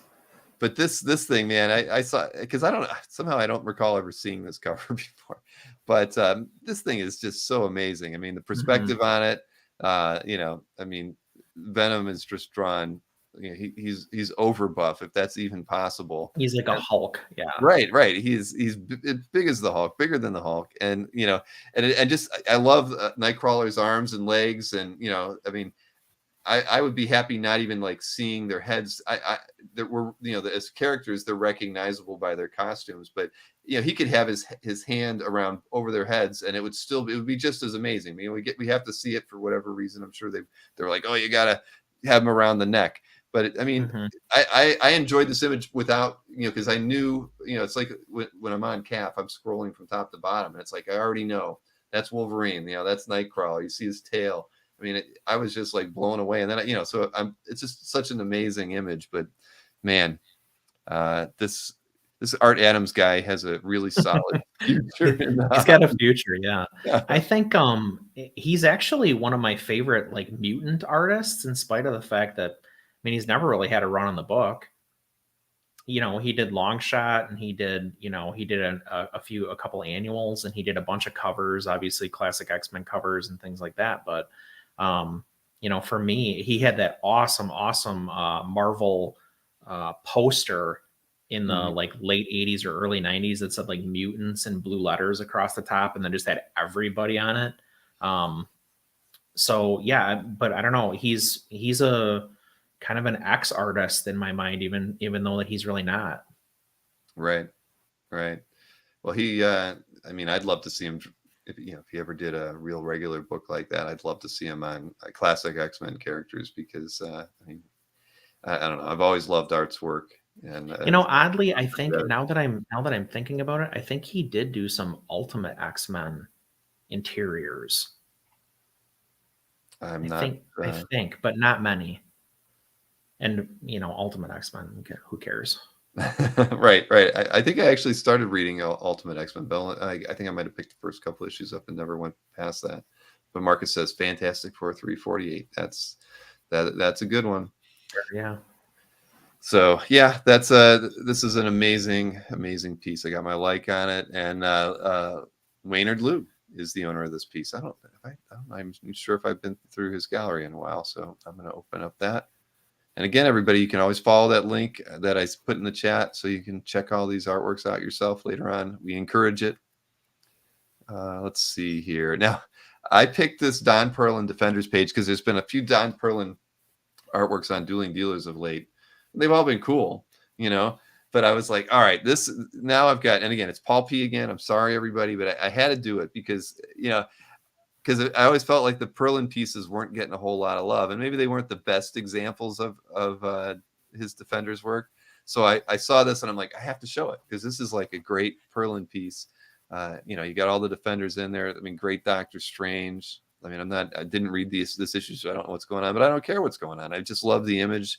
I love them floating through whatever this timeline is that they're on. And again, it just, for me, this is the period when I really first started reading comics, and so I love the imagery. The Marvel's take on the characters. And let's see here. I was like looking at the full image more than I looking at it up close. But as an overall image, I just thought it was great. It was fun. It was something that's representational of what made Defenders a very interesting book. And again, just with all the Perlin pieces that had popped up lately on those shows that we had done, I was like, I want to show one that I think is really great. So that's why I picked this one. It's got Son of Satan in it, so it's got my vote. Oh, that's right. I forgot you're a Son of Satan pick. That's right. Me and like the 3 other guys, we meet regularly. Perlin is bigger than pearls. All right, you're right, Marcus. And cool Defenders. But that's so yeah. Defenders was like that unsung book. I pick it up every now and again, but it wasn't one that I was like really into. But great opportunity to mix in very unique characters, and so I had to pick this page just for that reason. Now we got Stephen Devich, or is it Devich? I never know. I haven't seen Stephen in a long time. He's a Chicago native, and I've threatened him that I want to get him on the show, and he never replies. But I'd love to get him on. He's a really funny guy. If you're friends with him on Facebook, you know what I'm talking about. He's just got a really good. He'd be great to have on the show as an interview, and he's got an amazing art collection. So. But I liked, I'm a sucker for Gene Colan, and this is just a very awesome. Did I like it yet? No. Strange Tales 171 page. Just it's everything that you'd love about Colan as far as the dynamic, of the characters. I mean the strange, I look at that last panel, and it's just classic Colan, right? That could be Daredevil jumping from building to building, but he just he's always had that just really unique approach to drawing anatomy and action. And, such great poses. Yep. Yeah. And so I just loved it, and I can never get enough Colan. It makes me. I only have that one piece that I own by him, and it makes me every time I see a work of his that is of this kind of caliber, it makes me want to own more, just because I love his style. And when I think about it, because I have a Doctor Strange piece, so now it makes me. I've seen a few Daredevil pages, like with Black Widow. Man, I'd love to get a really good Colan Daredevil Black Widow page someday. But I kind of feel like for the era, I feel like Colan is still, I don't know, on the affordable side. He is. He really is, surprisingly. I'm always, trust me, whenever I show something to Mike, I'm like, how much is this one, Mike? And and he tells me, and I'm like, gosh, I was expecting like 30% more. And so you're right. They are still affordable, and I don't really know why, but because he's a master. He's so identifiable as from his style, and it was really prolific. That could be a part, but then again, so was Sal Buscema. True. And look, and Sal's stuff is definitely has reached that point where it's I don't know. I'm not really sure why, but I guess we should all be glad, because everybody should own at least one piece of Gene Colan artwork, and it is still affordable in today's market. So here for that. So I got my like on that, and I'm gonna shoot out an email out to Stephen again, because if you've never met him, he really is he's a card. He would keep everybody in stitches the whole show. So next, Khalil, look what we picked here. Johnny Lucas. Yes, exactly. So this, it was funny because when I saw the thumbnail on this one, I was like, what on earth is that? Because it's so white, and it's so, and I can see these other tones in it. So I was drawn to the piece just because I couldn't understand it as a thumbnail. And but man, I love it. It's like grisly anatomy. The Black Panther is drawn in a very visceral, heavy line, which you don't see. It's just not like it's not something we're used to seeing. But I really like that approach to it, because then you have that, and you juxtapose that against the ape and the light line work all around it. It's so beautiful with claw. The figure really pops. Yeah. Not knowing what it was going into it, I had no real expectations. Because at first I was thinking these were like, is that like glue stains? What is that? As a thumbnail, what is this thing? But looking at it, this thing is absolutely beautiful, Khalil. Man, I love everything about it. I love the way the foliage is drawn behind the characters. I love the ape's amazing. Is Claw helping Black Panther though? What is going on? I don't. What's the backstory on this one? I guess we should try to read Khalil's description before we pass any judgment, but that's what it looks like. He has money on Black Panther. That's what it is. Exactly. He's got to help. So, but yeah, I love this image, Khalil. I mean, this is it was really great, and again, it's like I love artwork that makes me question it. You know, it's looking at the thumbnails. Usually, I'm just picking, oh man, that's a great one. This one I went to because I wasn't sure. I mean, you know, and because I'll pass over a lot of other ones, but this one I was inquisitive, and I'm glad that I took the time to look at it because I really like this artwork a lot. There's not enough Black Panther art on CAF. And most Khalil's trying to fix that. Yes. Almost single-handedly. Yep, absolutely. He sure is. Let's see. All right, so I got my like on that one. Dave McKeon, Invisible Man image in John Butler's CAF gallery. You know, I pass over a lot of McKeon artwork. I don't know why. You know, because there's a lot of this level these painting kind of sort of collage-y feel pieces that are out there. But I'm kind of a sucker for old horror movies, and this piece just really stood out because a lot of the head kind of sketch painting pieces that we see from McKeon, they're very dark, and I don't know, I don't want to say I don't like them, but they don't appeal to me. They're too muted. Yeah, you know, maybe there's not enough contrast in it, so they're very flat. And this one I think has a lot of depth to it. I love. You know, and maybe it's because I can see right through his head. I don't know why, but I mean, but it has that, and it's you know, there's not enough variety in color here that you know, I think it's just pops differently than most of the regular pieces I see by McKeon. So, so I had to pick it because I don't think I've really ever picked anything by Dave in the past. I don't think so either. I did once, and it was somewhat recently, but yeah, he doesn't. And I think I said back then too, he doesn't always hit for me either. I've seen some of his multimedia pieces that were, you know, interesting from more like a fine art perspective. But you know, I guess as an illustrator, he doesn't always his stuff doesn't always land for me. But this is really nice. Yeah, no, I had, you know, I felt like, because I've seen a lot of those pieces in person. I'm not. I think it's San Diego. I've seen him, and I know you're right. A lot of his pieces appear in more like fine art because there's always that. Used to always be an exhibitor in San Diego that had a lot of his work too. But no, I had to pick this one. I thought it was good because I looked at it and I thought, well, when am I going to pick another one? You know, I might not see another one for another 6 or 8 months, so I needed to do it. So. It's a really effective image. I mean, it's instantly Invisible Man. You know exactly what you're dealing with. Yeah. Just was curious. He's got it as a commission. I'll have to read through his John's description on that one. But congrats, John, on a great pickup. And Ruben, man, I've got stuff in here from a lot of people in the audience tonight. Now it isn't his for sale stuff, guys. I had it, but I did it anyway, and I just wanted. I've talked a lot about you know, my appreciation for the work that he's been doing on Swamp Thing. And I just love this image, so I wanted to feature it. And I'm sorry if anybody is offended by me picking an artwork for sale, but I just like this image a lot. I'd like to think it's going to end up in someone's CAF gallery, but you know, I like the choice of the green. You know, I just love the way that, you know, he added those little highlights there in the character. I know that a lot of people have been picking up a lot of the art from the series, and it has been ended up on CAF. But I mean, Perkins has just been. He's just been on fire with this book. Yeah. And he's doing the work of his career, I think. Yeah. So, yep. So there you have it.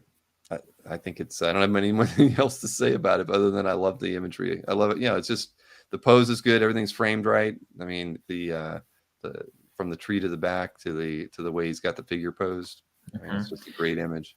When I saw this, I actually said, I was scrolling through and I saw the thumbnail, and I actually said out loud, I was like, all right. And I like clicked on it and I saw it was for sale, and I was like, damn it. Okay. I know. And I thought that when I first saw it too, and I was like, I just like the image too much not to do it. So hey, I'll try not to do it again in the future, everybody. But I really, Bill, it's your site. You do what you want. This is your channel. You do what you want. Yeah, I know. Well, but there you have it. I think it's great, Ruben, and I'm sure you're you know, I think it's got to be a whole lot of fun repping an artist when they're producing this caliber of work on a book that so many people are excited about. So I think that you can look at it. For a lot of people, like us, might say, "Oh, it's just a job and everything," but I can't imagine that Ruben doesn't feel like totally blown away to be a part of Perkins' career when he's doing this kind of work. And so, yeah, congratulations all around on that. So my final two picks are, I've got a piece from Mickey's collection, Anamentadu. I can say it many times over. I taught when I interviewed him that first time, I think I said Anamentadu like 100 times in a row to make sure I would never forget how to say Mickey's last name. But this is like when we were talking about the Dark Seed with the hand and the standard tropes as far as like doing things with characters and everything. Putting the characters as chess pieces in an image is fun. Justice League, especially. I mean, yep. Going all the way back.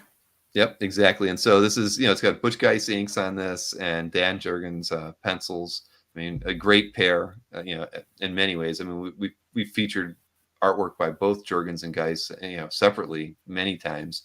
But this is a great tandem, and I mean, again, just everything about it.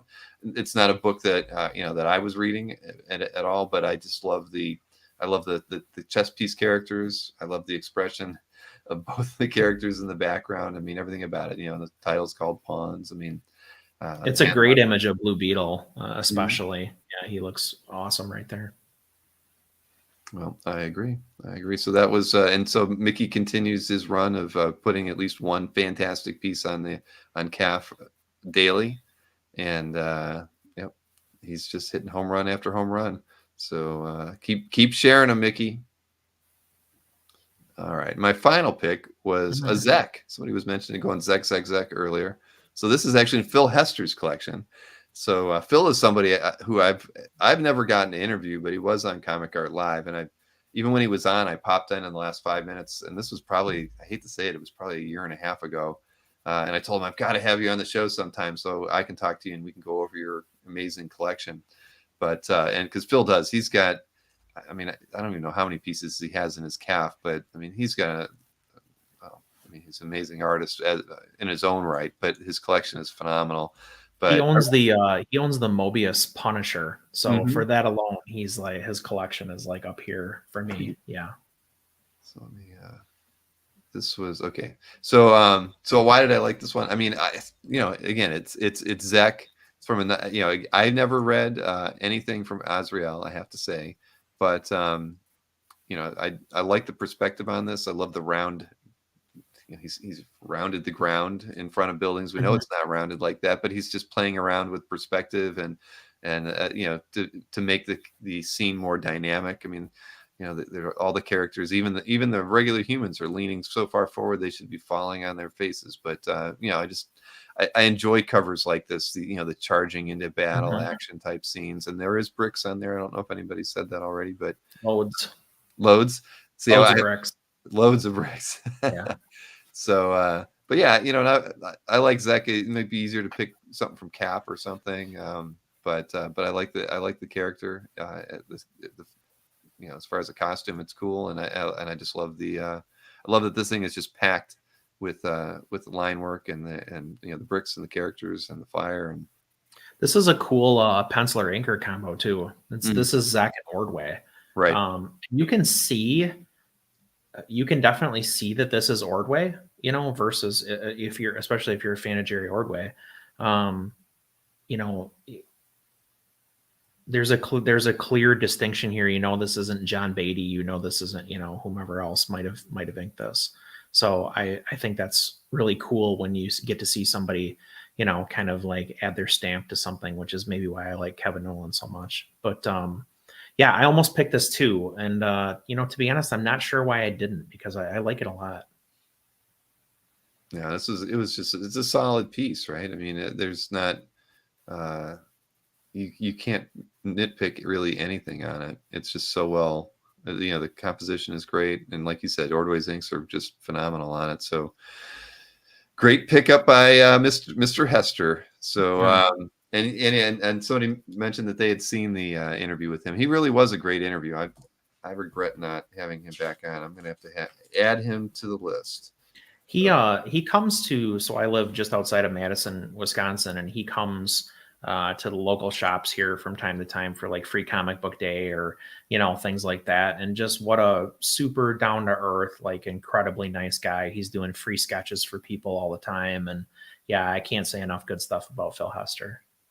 All right. Well, I will definitely work that. I mean, clearly I have a full schedule, but I'm going to work getting him on, because I actually really enjoyed because he did have a really fun disposition when he was presenting the artwork during his chat, because he wasn't there to really talk about him as an artist. He was really there to just talk about him as an art collector. And we don't, and the show was, when we do the interviews during Comic Art Live, they're usually more focused on them as a creator. So I thought that was really probably one of the first times we had a creator that was only talking about themselves as a collector. So I will work it out. I'll definitely work it out. So let's see here. Got that. All right. Well, Chris, we've done it again. We crossed the 2-hour mark, so we didn't hit 2.5 hours like we've been doing the last couple times. But you've got next week off, and Larry will be joining us. He'll be doing his picks, so I can't wait to see what Larry comes up with. But be I'm ready. Excited. You'll be back on the job the following week. See, Larry's there, so Larry's here, so he's probably looking through some art right now. But yeah, Chris, enjoy your week off, and thanks again for 10 fantastic picks. Same. Take care. Have a good night. All right. Well, I mean, another rousing, fun review of 20 pieces of art, and I regret I really could have done a several honorable mentions. I probably should. I'm going to actually take a look at that right now, because there was the way that I look at some of stuff, get some of my picks. We have this little narrow view into some of the favorite pieces that were on CAF for a given time period. So I'll just highlight this and just browse through some pieces to show you, because can I make it any bigger? Let's see. I guess that's not bigger. That's just moving me out of the way. But yeah, if you look through, like, this is a list that kind of combines a few things like views and popularity. But you look at the Kubert Townsend Wolverine cover. There was McHale's piece. Jason had that amazing Uncanny X-Men 202 page, even though it was drawn by John Romita Jr. Khalil had the Storm piece that was amazing as well. The Tom Sutton, not Brandeck. I mean, there's the other Art Adams. I'm sure that was one of the pieces that Chris was also talking about. Dino had this Infinity Gauntlet page by Lim and Rubenstein. So, I mean, this X Factor page. I mean, look at all these pieces we didn't talk about. Let's see what else we got here. This piece in Michael McIsaac's collection. And Gary Frank Batman. I mean, these are all, I can't believe we skipped over so much, but we had to. There's another piece by Ruben that made it in these in this special list. Another Art Adams, Tim Sale Long Halloween page. I mean, all look at that. Scott Williams X-Men 92 cover didn't make the grade. Let's see, Excalibur 27 page by Barry Windsor Smith and Bill Sienkiewicz. I mean, I don't even know if I looked at that one this whole week. Ranga had a piece that was getting a lot of action from Cable and Ian Churchill. I mean, you name it. There's so many great pieces that got posted in this week, even though, as Chris was mentioning, it was actually a rather light week as far as art being added. I mean, even Nick's, I thought about picking the Paulo Rivera, but I was trying to stay away from Marvel. But, I'm a huge fan of Paulo Rivera's work, and this is in Nick Barucci's collection. And then even this Alpha Flight, John Byrne, Keith Williams page, issue 28. I mean, again, this was a crazy good week for art being added, and so much of it got skipped over just because we can't feature more than 20 pieces at a time. So those are all honorable mentions to those of you who had pieces in there that I've just mentioned, and we weren't able to feature them because of the limitations of time. But yeah, the Jason Pearson Danny piece, yeah, that was a really cool one. Yeah. Chris said he almost got it, and like you said, Nick's Daredevil was me. Yeah, there was there's an honorable mentions list. I mean, why not, right? But that was the trouble I had when I was going through my list. It's sometimes I know Chris's picks first, so I know what he got, and then I go through and I try to find some of mine, and those are the challenges that we run into, because that's a week, a week in the life of comic art fans and its collectors. So I'm going to call it a night. I'm actually pretty worn out and exhausted, and I've got a busy weekend to drive down to Columbus and whatnot. But so expect a lot of pictures from that trip. we, I'll definitely convey any of the fun, interesting things I learn about the exhibit.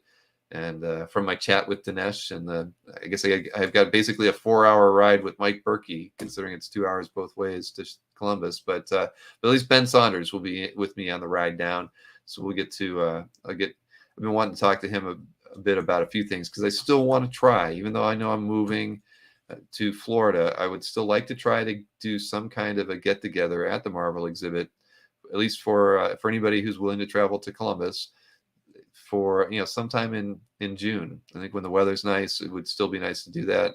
If I'm still here, and I should be, I think it'll make it a lot easier for me.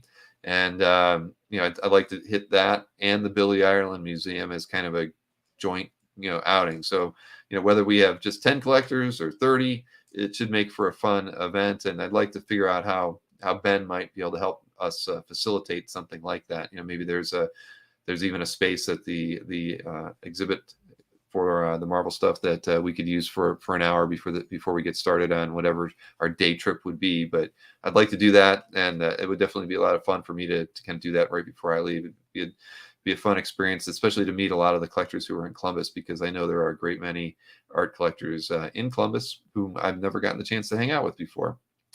Tyler T says, sign me up.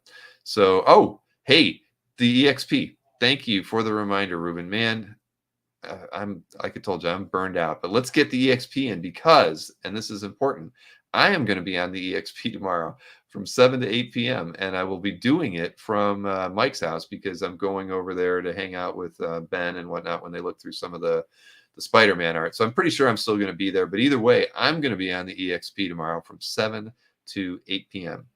hanging out with Nick, helping him sell some art. Probably I won't be doing any of the selling, but I'll be talking about the art that Nick's presenting. And with that in mind, I've got the EXP promo, and let me go ahead and show that right now, so you can see some of the pieces, or all of the pieces, that Nick will have available tomorrow.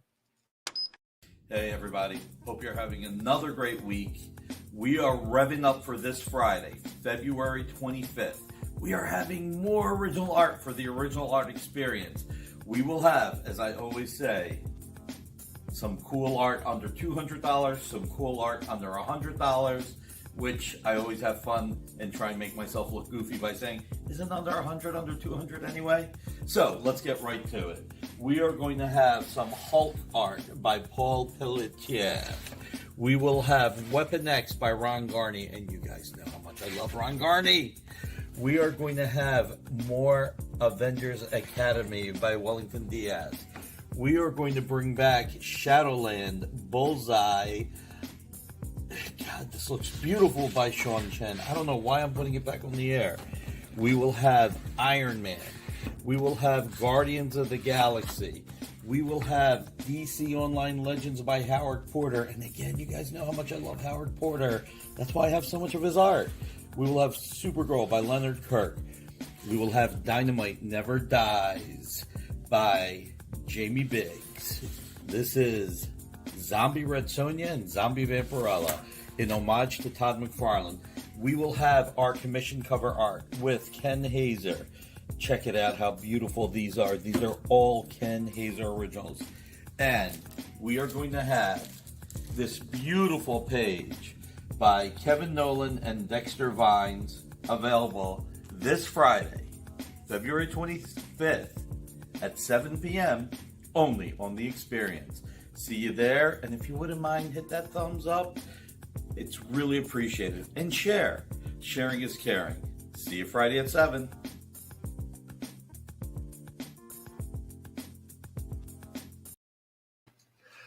See, now that's why I started showing the EXP pieces in the middle of the show, so I wouldn't forget them. But I'm going to go back to showing them in the middle of the show, because I've forgotten too many times to show that for Nick. And I am going to be on there tomorrow, so it'll be a good show. Hope everybody can tune into that. 7 to 8 p.m. on the EXP.